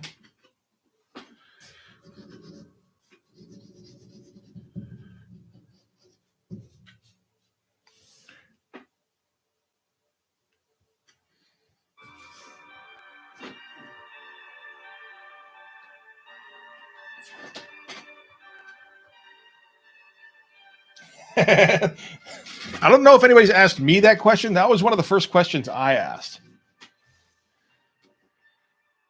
And it's the answer is basically Hawkstab has had these blades all of his life. He has found a way.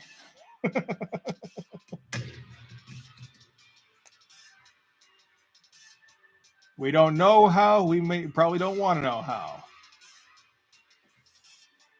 It's like, are there nicks? There might be. Let's leave it at that, you know?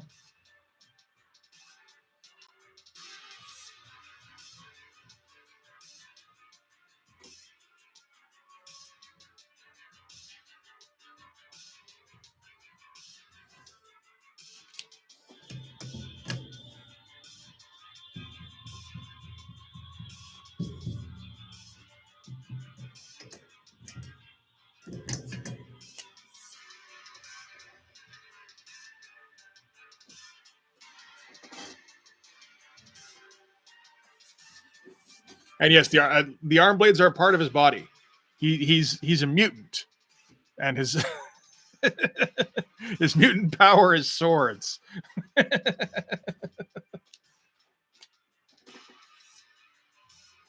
That's always I love that kind of stuff about the X-Men when like Colossus can become metal, and it's like that's his natural mutant ability, is it?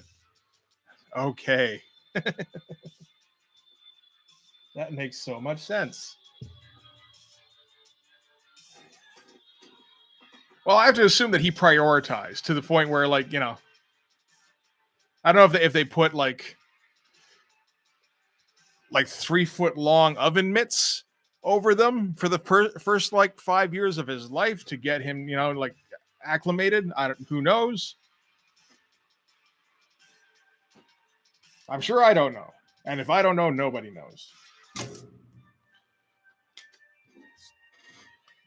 Okay, we gotta actually figure out some kind of perspective a little bit, just something that looks like perspective.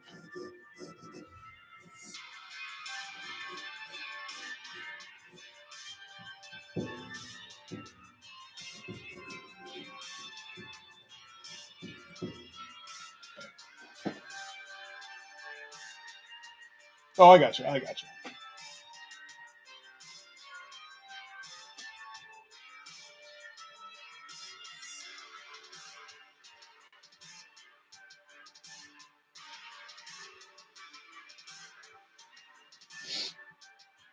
Oh, I guess we could do like a full-on kind of tree thing, maybe. Oh, not a tree. Shit. Did I say that?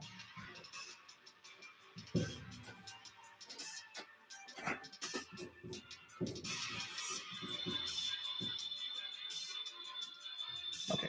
If you're gonna do this, actually draw it and don't just assume that you can do it in the ink. How's that for an idea?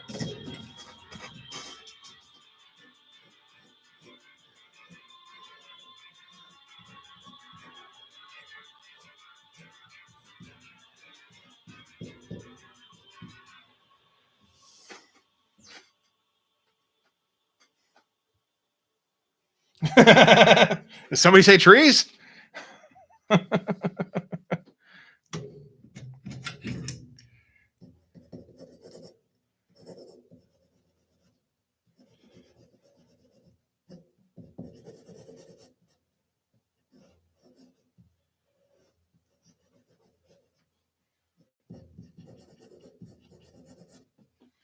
Okay, well, we can.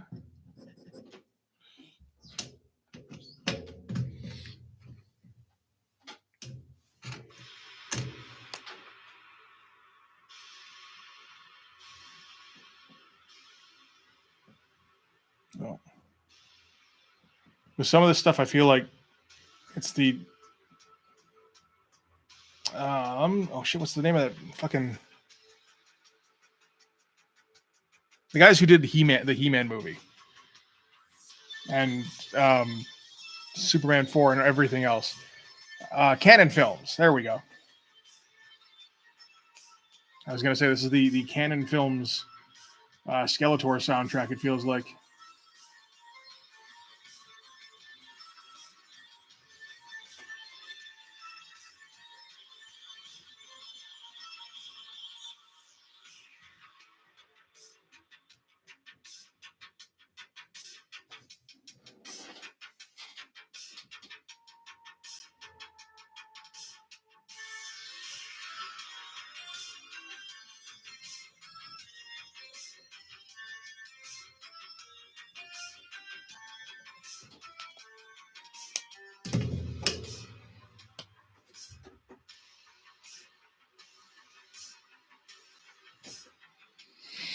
Hmm.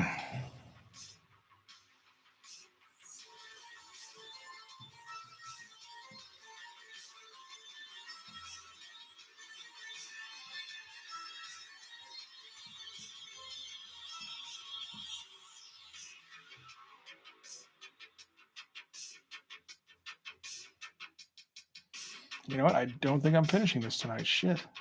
Just kind of coming to the realization, like 2.5 hours or so ought to be enough, right? It's like, man, I don't think it's going to be.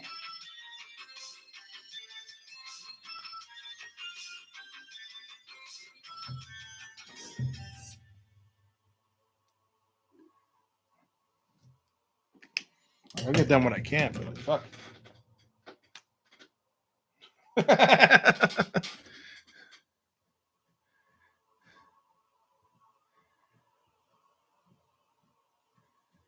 Trying to think, dude. Are any of my guys any good at anything? I mean, the only one who would be any good at that would be Hard because he's the only one with like a definable skill.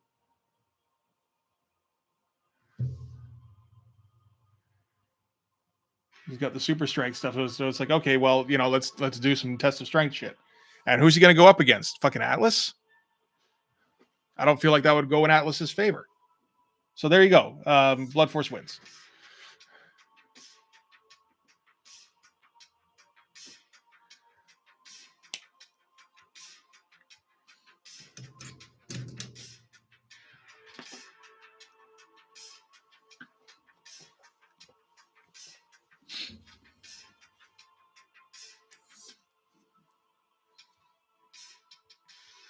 I don't know. I feel like my team is better than Brigade. If for no other reason than yes, I made them cool and dumb. I also gave them like I don't know different powers that kind of complement each other a little bit. I don't know if Brigade really did that.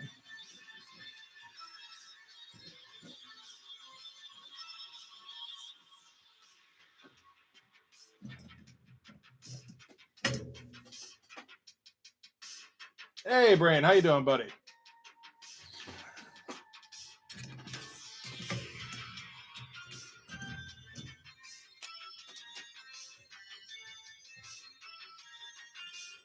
We just determined definitively that Blood Force would beat Brigade in the Special Olympics.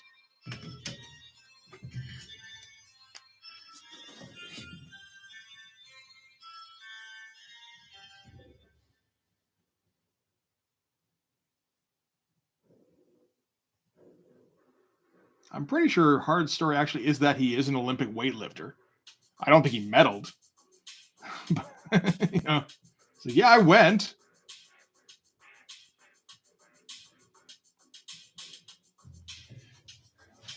I can't remember. It's been a long time since I read that particular page that had like backstory on it and shit.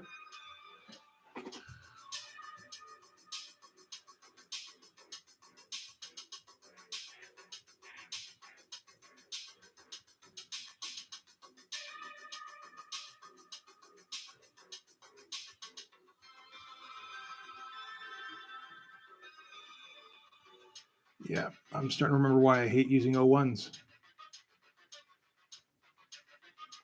I can't get this thing to fucking stay still.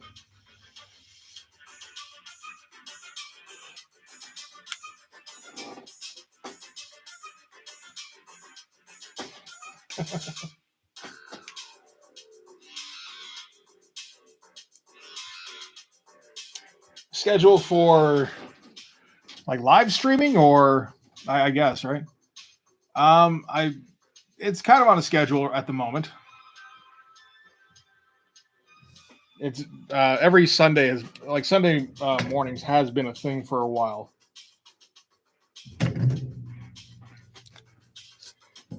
And I just had it kind of called into question recently where it's like you should do this later. It's like maybe that's a good idea actually.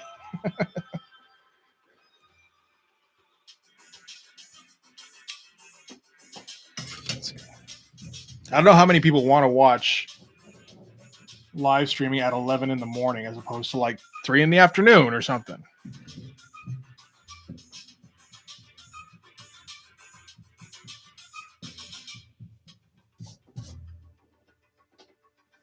And I mean, I mostly just draw on the live streams. The rest of the time, I'm doing video stuff, or watching hockey. Playoffs are almost on, so that's going to put a crimp in my schedule.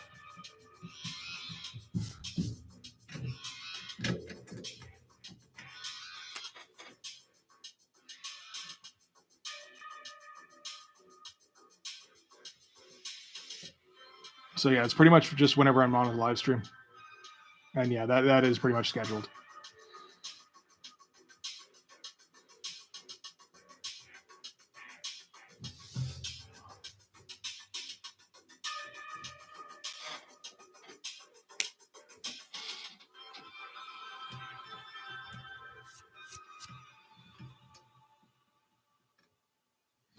That doesn't quite look right.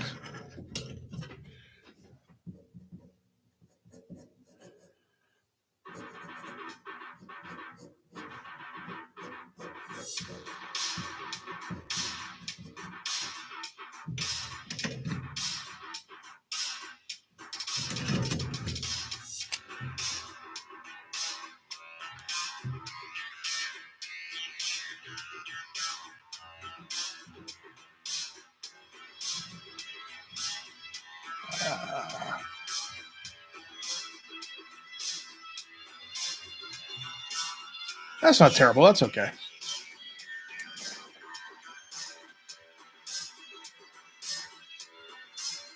Oh, you're gonna like the new logo I'm planning on putting up as soon as I have time to work on one of those. I actually might not have time this week. We'll have to see.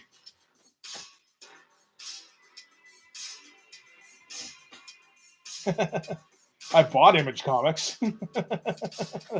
That's about it. No, I've never been paid to draw comics, much as I would like to be.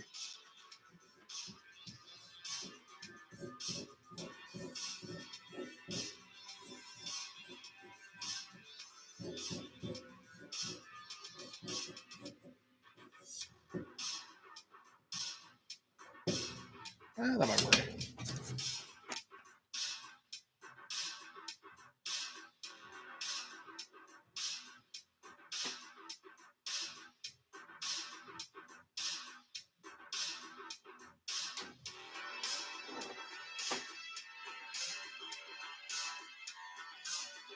True. Well, no. From everything I can gather, the extreme guys at least were very well paid. Actually, I'm quite sure the Homage guys were too. Who didn't get paid was the Valiant guys.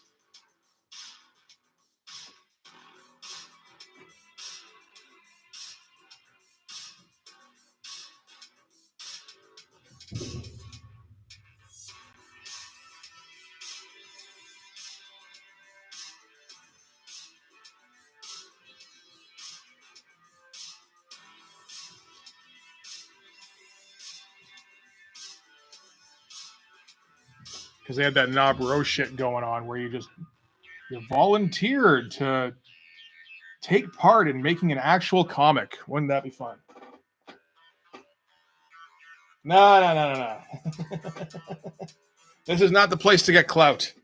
This is the place to just kind of fuck around and draw some stupid shit. I appreciate the effort, though.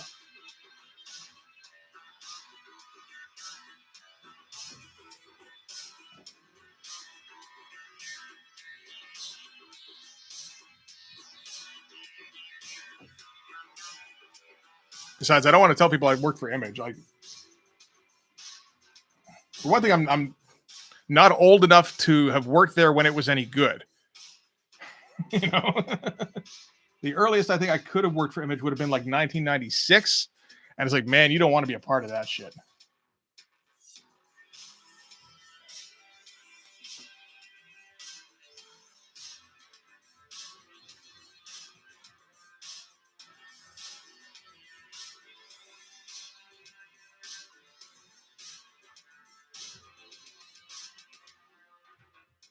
I guess they've made some like interesting stuff in the last bunch of decades, but you know, I have no idea really what the page rates are. I mean, like you hear stuff these days. I mean, from what I understand, everybody wants you to be a penciler / inker. There's no such thing as a penciler or inker anymore. And I believe the combined rates are in the neighborhood of like maybe 100. Like for starters, I think like $175 a page. I could be completely wrong on that. I'm just kind of going off the top of my head here.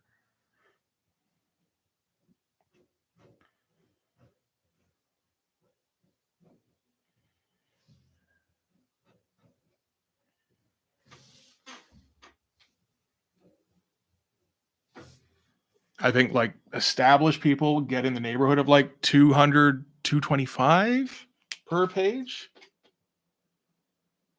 But like in the 80s and 90s, like in the 90s, you could get like 275 per page as a penciler. You know.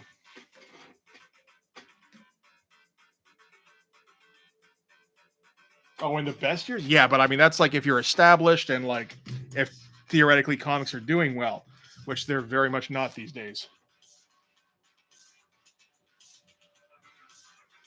Part of the reason they're not doing well is because nobody pays. Why does nobody pay? Because comics aren't doing well. You know.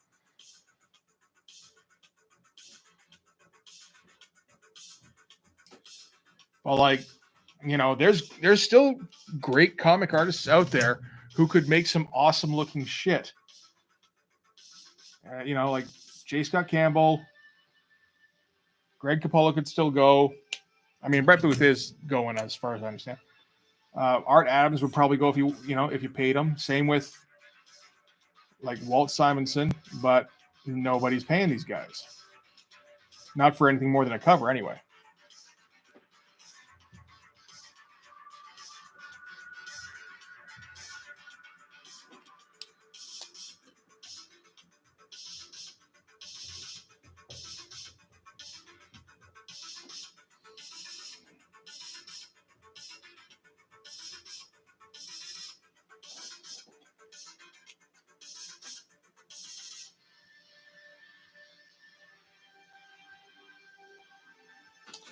I've seen parts of it. I never really read very much of it.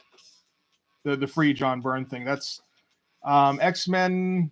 What is it, like Untold or something?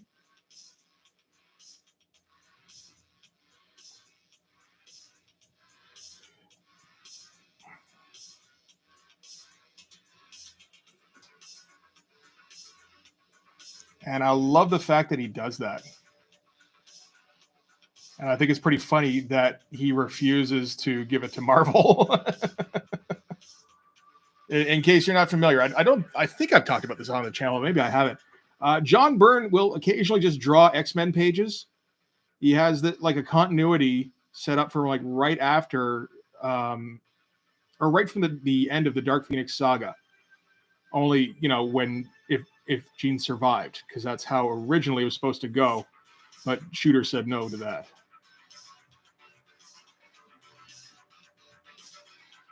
And yeah, so he's just drawn like in pencil. They're not even inked, I don't think. It's just pencil with lettering, where he just like here's, and it's like pages of X-Men shit. That's like, you know, it's not his fastball anymore. He hasn't had that since like the mid '80s probably, but or the late '80s. But it's still very good. And he uploaded it. And the reason he can do this is because he uploads it for free. You can draw whatever the fuck you want if you upload it for free. And I think Marvel has offered to buy it off him, and he's like, no, because the price point is too fucking low. You know, they don't want to offer him any real money. So he's like, nope, that's okay. I'll just keep doing it by myself. Thanks for your help, though. I think you can just download it. Like, you can download it and then send it to like a print on demand guy, you know, download PDFs or JPEGs or something, probably PDFs.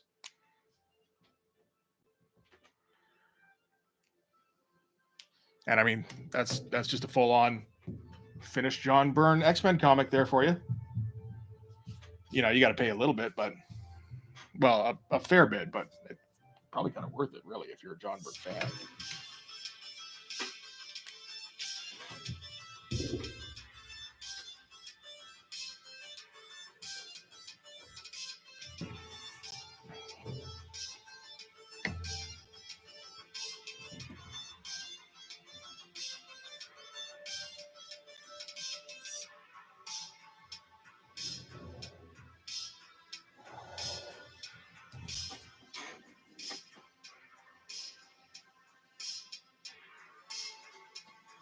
He did. I mean, like it seems like Byrne made enough where he's like, you know, money isn't a concern for him anymore, which is good. I'm glad.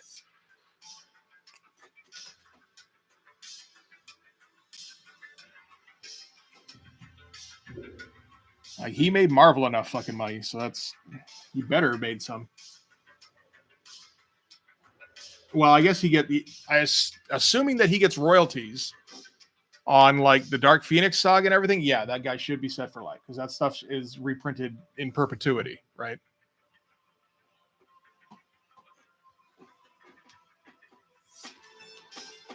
What?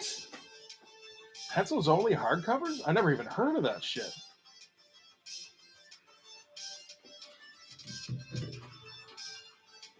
Fuck, that sounds amazing. It sounds like it's probably expensive, but I mean, like, shit.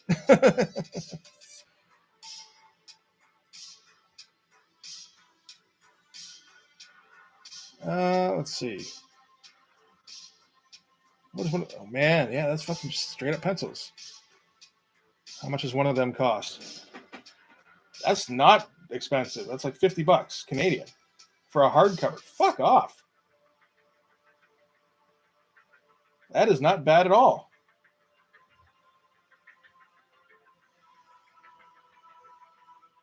Shit, and that's like with some Jim Lee stuff. You feel like Jim Lee. What else is there? That's the only problem is I don't know any of this stuff. The Court of Owls is in there though. That's Greg Capullo, right?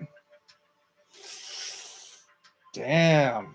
That's also $70, but like that sounds like that's the one you probably want to get. Flashpoint. That's not bad.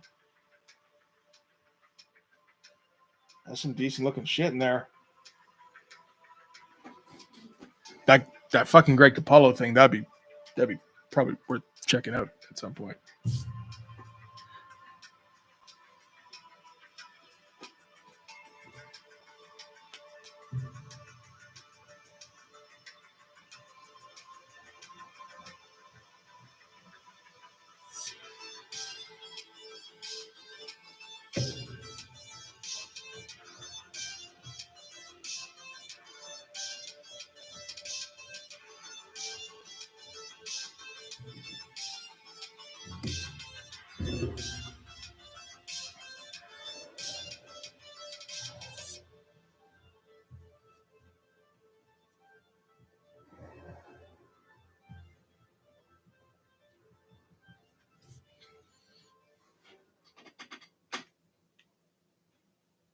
Whoa, there's a David Finch one? Fuck.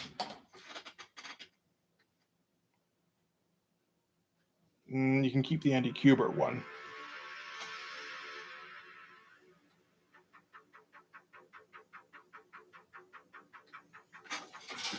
Yeah, no, that sounds amazing. That sounds like the next artist edition, really.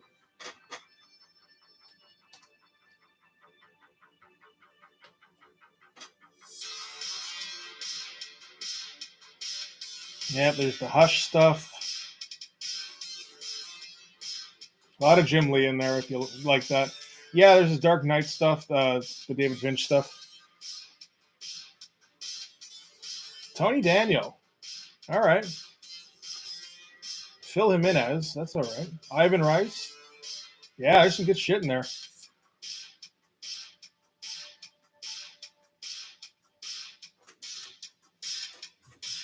Fuck, that's another thing that I don't have enough money to buy enough of them.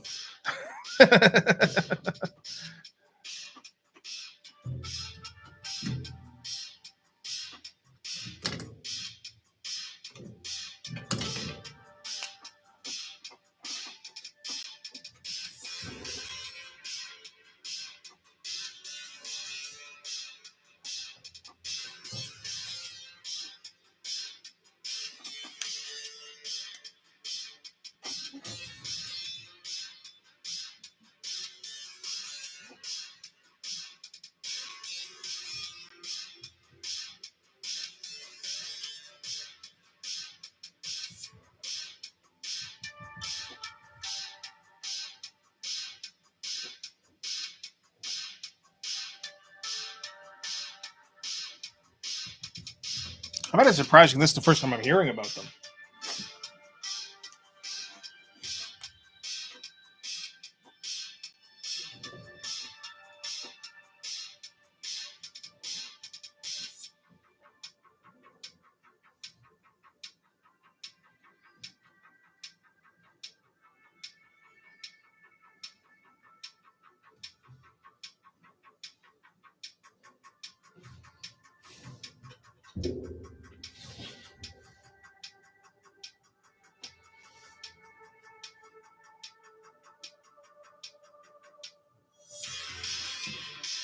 Like, I'm usually pretty late on this stuff, but like, I was thinking I was like getting more in touch, and I was like, oh, maybe not.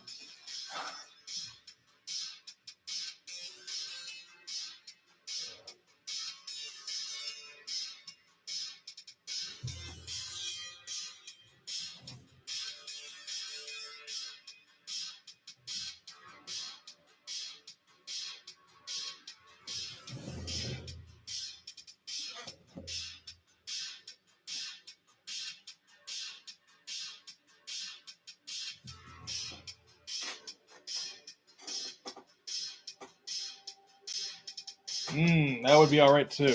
That's like those what is it? The Essential Marvels that they put out a while, like a long time ago.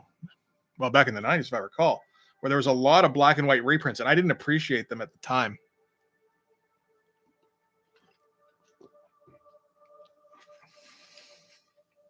It is all shrunken down and stuff, but you know, you can still see some pretty nice stuff in there.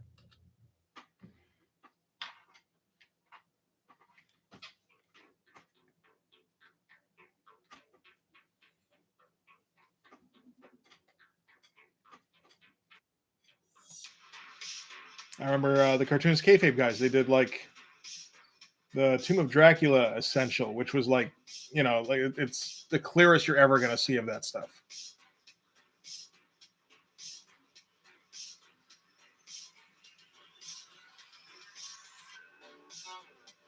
Who knows? I can't find anything in there.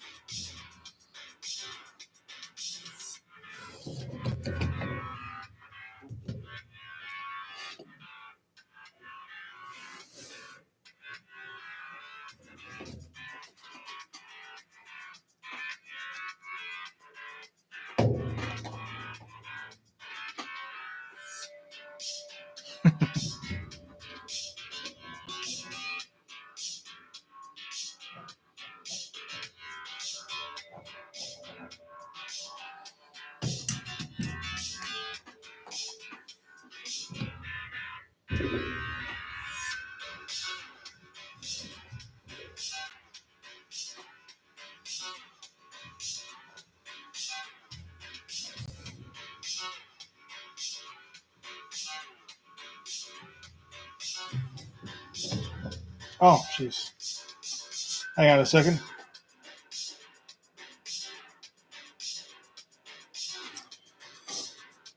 A different art influence. Like, I mean, I would certainly be open to it.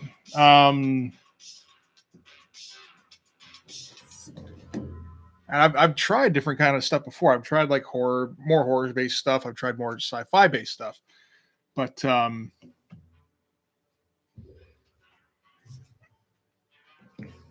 this was kind of the one that stuck. The difference is that this is the one I can write.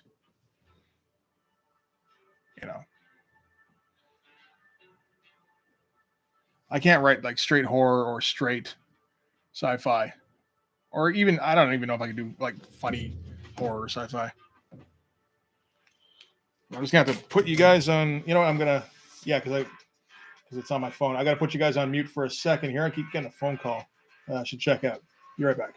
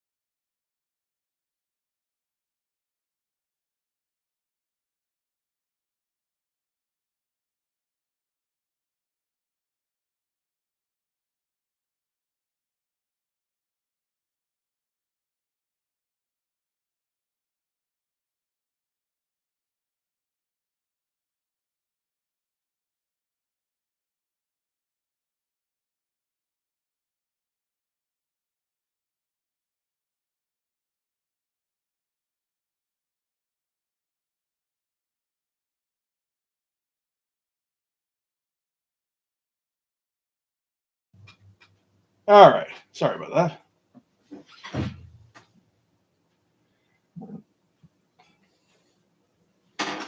that. That's exactly why.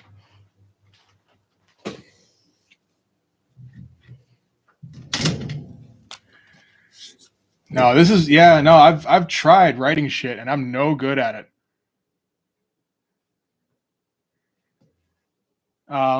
Except for stuff that is extremely goofy and doesn't take itself seriously at all.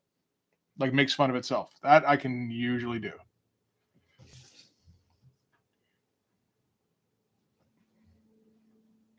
So like I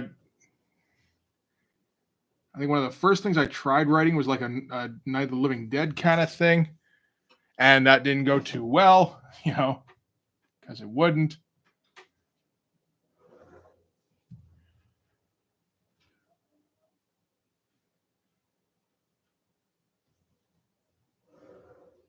That was the first time I wrote a whole ass script though, so that was cool. It was like 6 issues,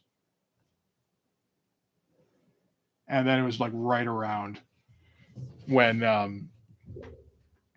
Shaun of the Dead came out. I think no, like first it was um, the Dawn of the Dead remake, and then Land of the Dead, and then Shaun of the Dead, and it was like, okay, you know what? I just this is because there was enough in there that was like my stuff, only way better.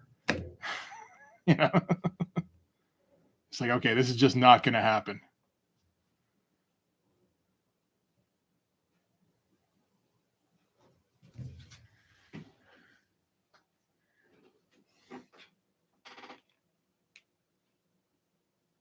Old school Gene Colan, like Daredevil shit, or before that.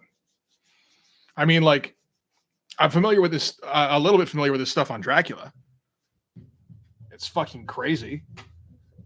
It's crazy that he would think that he could draw that way in pencil and have it be acceptable for publication, because he drew everything in terms of values. He wouldn't do like, straight lines that an inker could actually do anything with.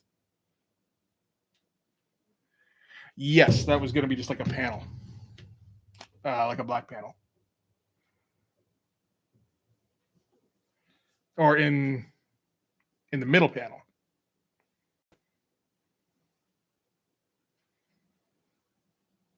I mean, yeah, I guess it's kind of getting close to it. Hmm.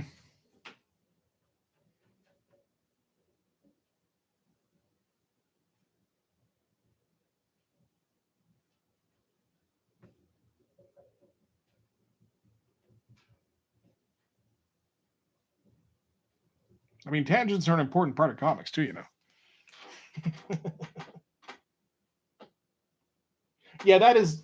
I don't know what new school Gene Colan is, or just that is that all Gene Colan is old school. Because I could get down with that.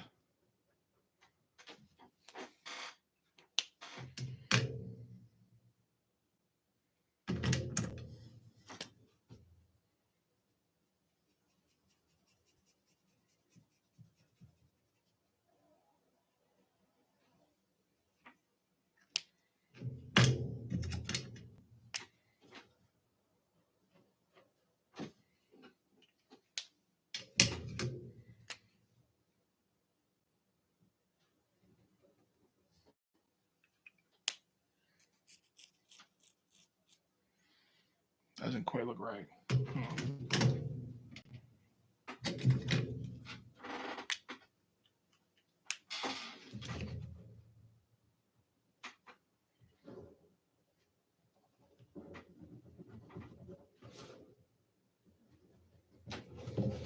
Hmm. I think I'm gonna be happy with this no matter what.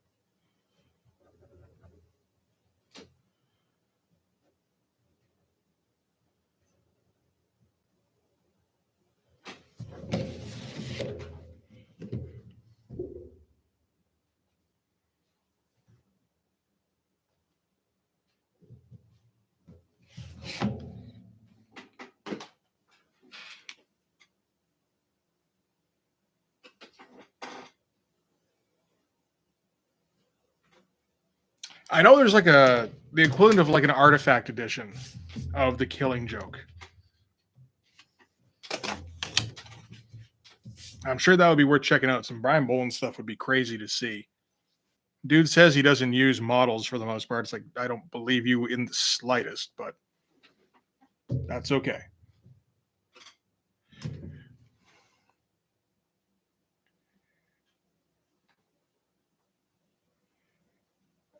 Let's see here. We should have a desk kind of thing, lobby desk.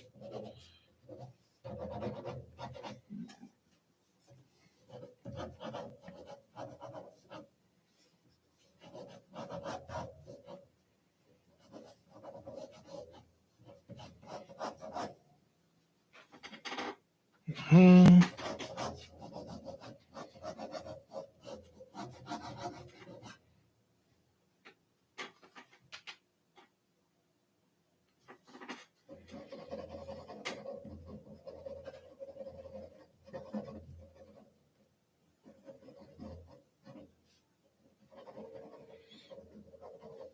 I don't mind that plant thing that I did in there. That looks all right. Trying to put that plant in everything now.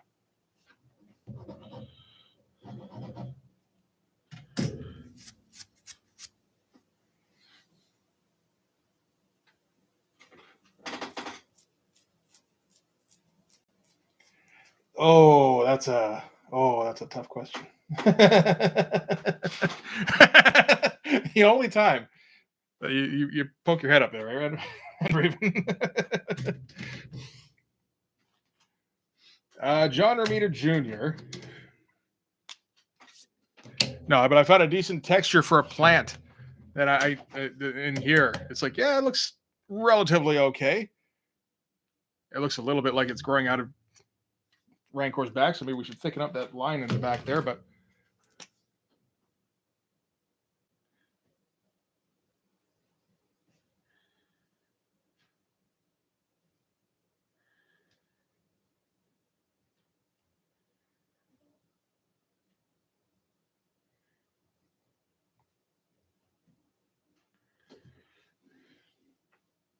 how does that look? Maybe a little better.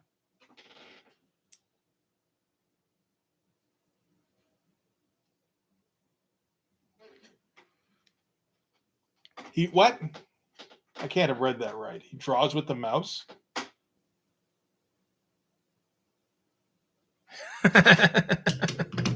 Yeah, I have not seen a ton of John Romita Jr. It feels like I've seen some of his good stuff and I've seen a fair amount of his bad stuff. In like those online forums where they're like, "What's the worst drawings you've ever seen?" And there's like a good couple of dozen John Romita Jr. drawings in there. And they're like, this man is considered a legend, that kind of thing.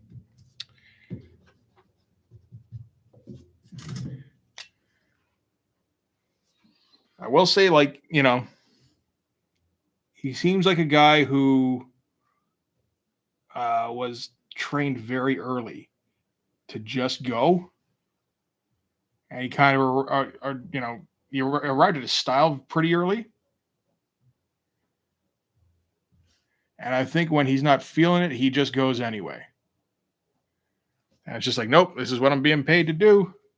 And he puts in his time and he works his allotted hours and then he goes and, plays Frisbee or whatever.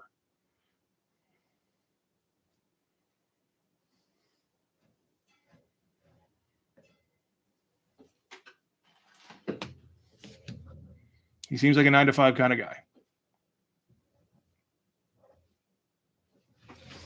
It's not the worst thing to be. I mean, the one thing about Romita is that he's reliable, right? And not like reliable quality necessarily, just you're going to get pages out of him.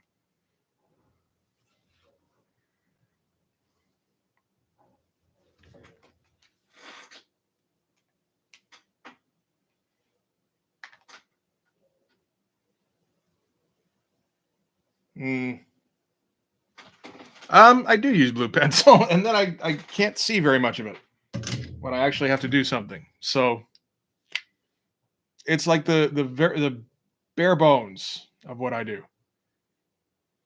because if I try to actually pencil in it, which I've done, or I've tried to do, and like I lose so much of what's even going on. It's like it's not worth it.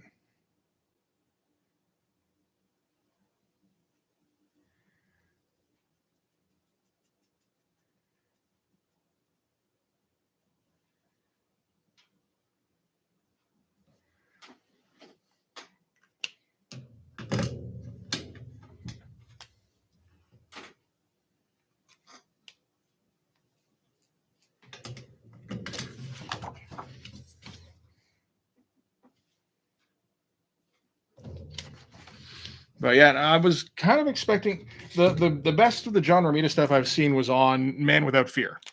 That was like the first John Romita Jr. stuff I saw, I think.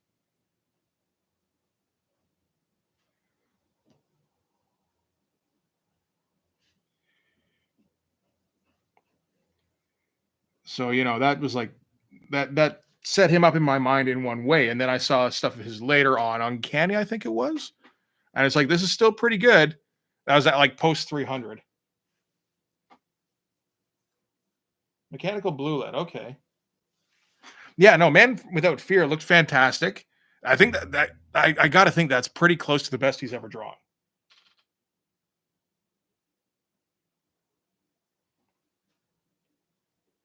Uh, I don't know if I mean I barely read any of the World War Hulk stuff. I've seen a little bit here and there.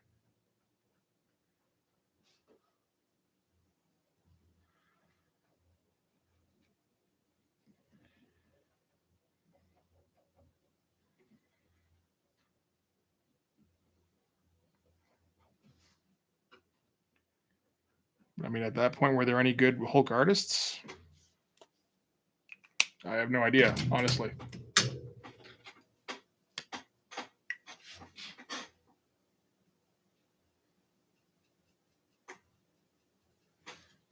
And like every once in a while, they get Dale Keown back for a cover because that's as much as they can reliably get out of him. you know,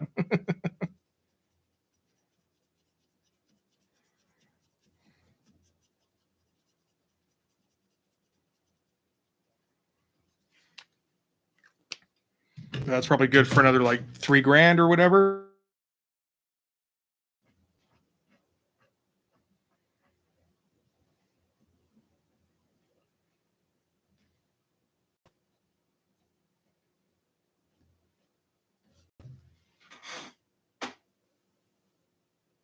Yeah, no, I've heard that he's a comics kid guy.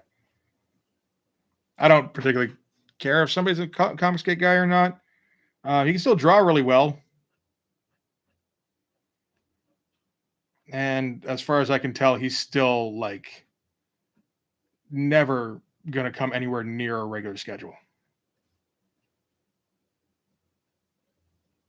And that's really all that kind of matters about him.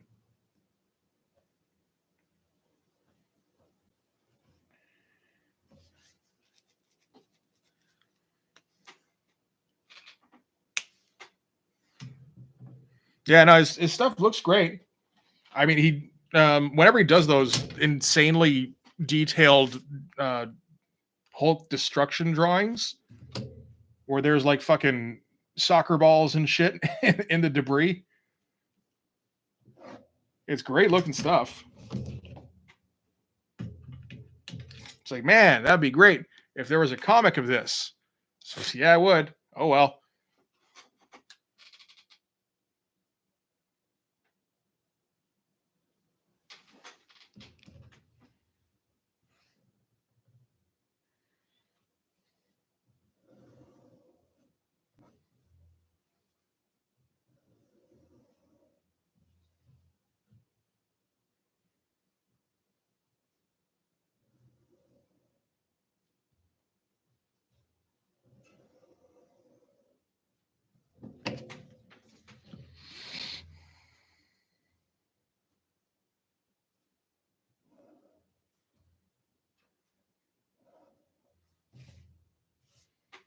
Hmm.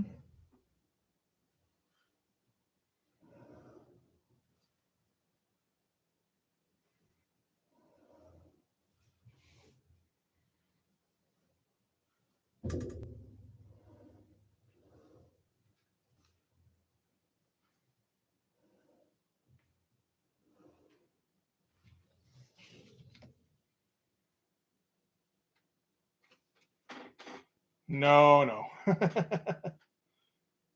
Yeah, no. I think we've seen enough of Dale Keown over the last 30 years to know that there will never be a regular Dale Keown series. The last he was ever going to do that was on Incredible Hulk, and that's okay because those Hulk comics exist.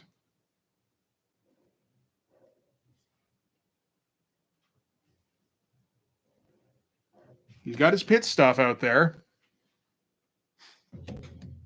which sounds like he's a weird kind of exhibitionist, but no, I mean, he's comics. He's got those.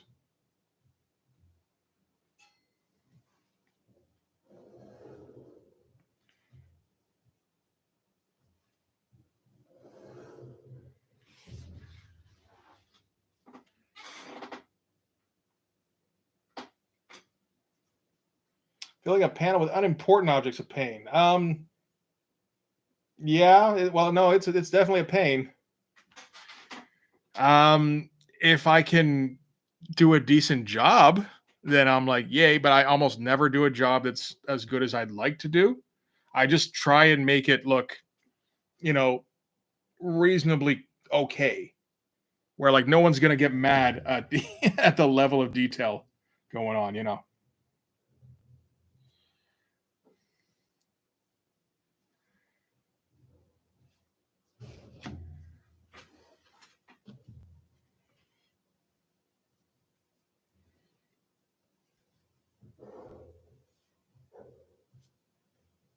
Because I do not have like an eye for detail, particularly background detail. So it's just like shit. How much can I get away with? Like how long can I just go before they like I've filled up enough of the space that they'll go, okay, that's enough. We'll let the rest slide.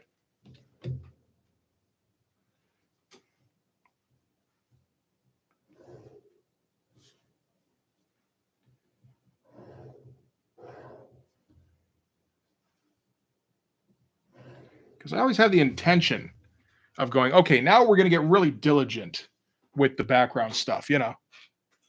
And then it just doesn't happen.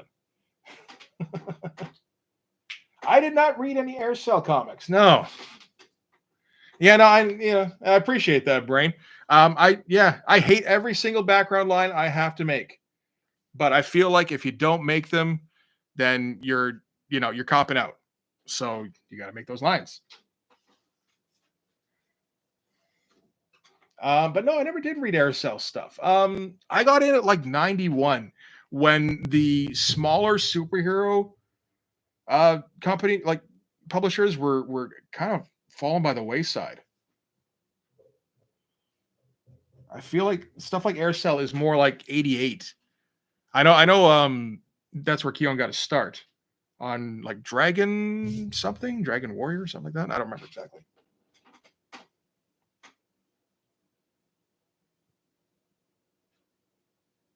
Yes, yeah, George Perez, like the amount of detail he put in everything is absolutely fucking nuts. Those first few Infinity War Gauntlet issues are absolutely insane. The stuff where Ron Lim picked up afterwards is fine for a dude who didn't sign on for this shit, but I'm sure was all in for being part of the big crossover, or being like the star of the big crossover towards the end.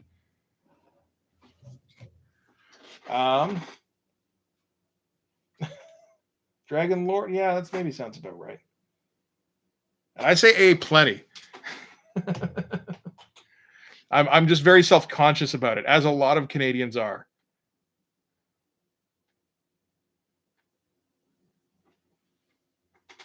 Where'd that lobby area go? No, here we go.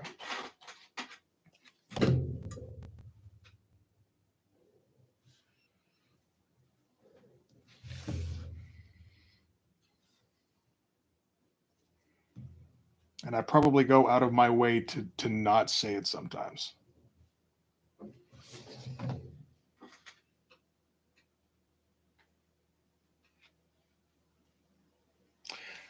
I have heard that the Teen Titans stuff with George Perez is just next level, and I'd like to check it out at some point, but it's a little tough to get a hold of. Like, you'd want to start with number one theoretically, unless you know better, but I do not. So, you know, I don't know. Again, we're here. Is this enough?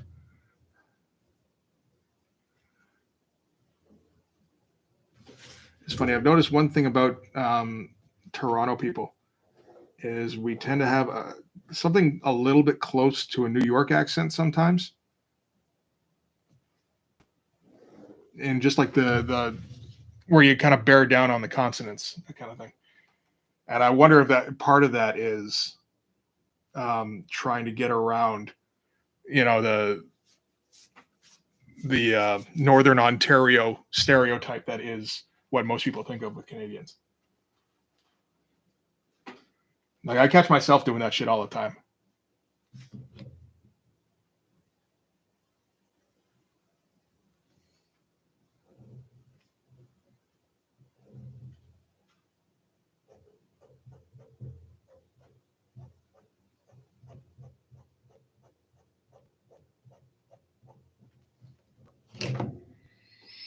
It kind of looks like an office. Let's do a couple that are like waist height here.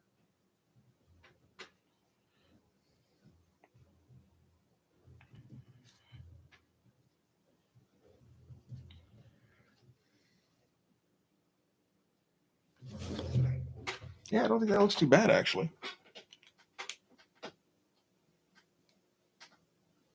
Crisis on Infinite. Oh, that'd be tough to find. Damn, all right. I know what you're talking about there, buddy.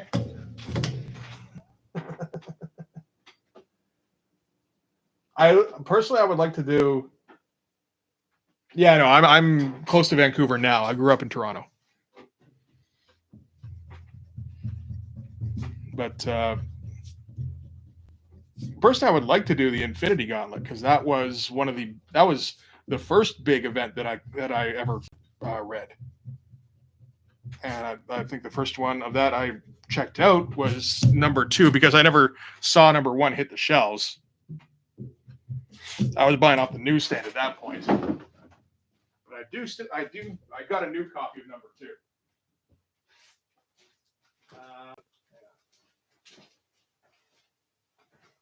Why do I have so many Hulks?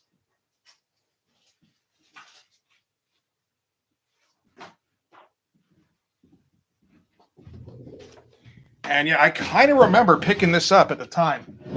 This is what, in August of 91? Yeah. Which was like right at the beginning of when I started buying this shit. And you'd open it up and it'd be shit like this, you know? And it's like, how do you not buy that?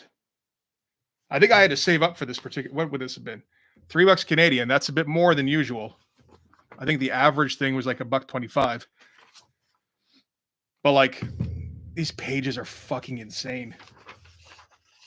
It's such a shame he couldn't finish it out. I guess he did do Crisis on Infinite Earths, didn't he? The stuff in this is fucking wild. I'd like to do this eventually, but it's one of those ones where, like, a couple of them are pretty pricey, so getting them all would be like pull the collar kind of thing.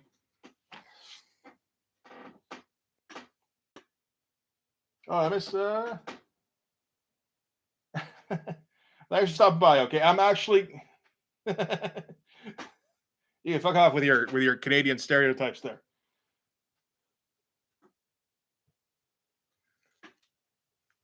I'm actually gonna. I think I'm pretty much done for the day. Got most of these panels kind of done. I'll work on this one. I got next week off. It's just that for the first few days of it, I'm actually going to be out of town. So, that is, again, mentioned it on the last stream, but right at the end. Sunday, I will not be doing a stream because I will not be at home. I'm visiting my daughter. So, I'm not going to be home until like Tuesday night, probably. So that's going to be, I'm going to get to catch up on all sorts of recording that I missed out on during the week. So that'll be fun. Almost as fun as in June when I'm away from home for like a week straight and don't get any catch up time when I get back. That will be awesome. Looking forward to that.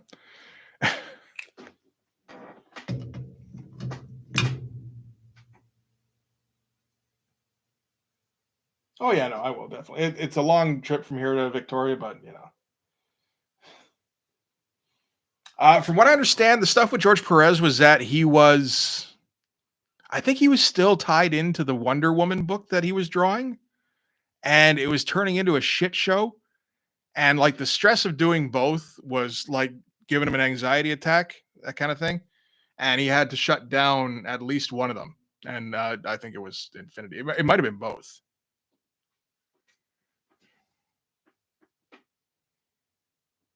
I read about that a while back. I can't remember exactly how it goes, but I know it was that he was overworked.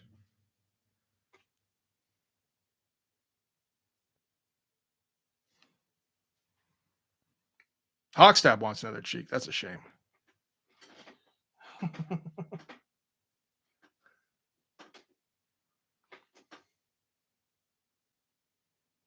No.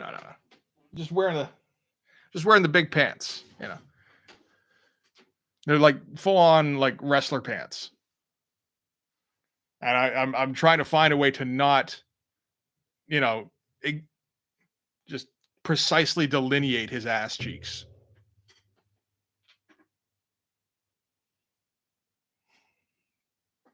You can drool over Hawkstab's ass cheeks all you like, man. Nobody's gonna judge you here. That's perfectly fine.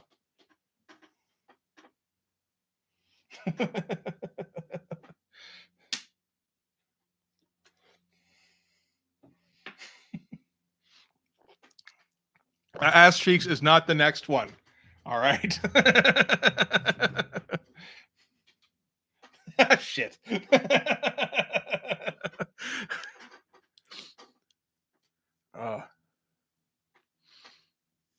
It's just that's gonna be like every comment you leave in like 6 months. It's just gonna be whatever the 17 things are at that time. It's just gonna be like a shopping list of stuff I've heard enough of.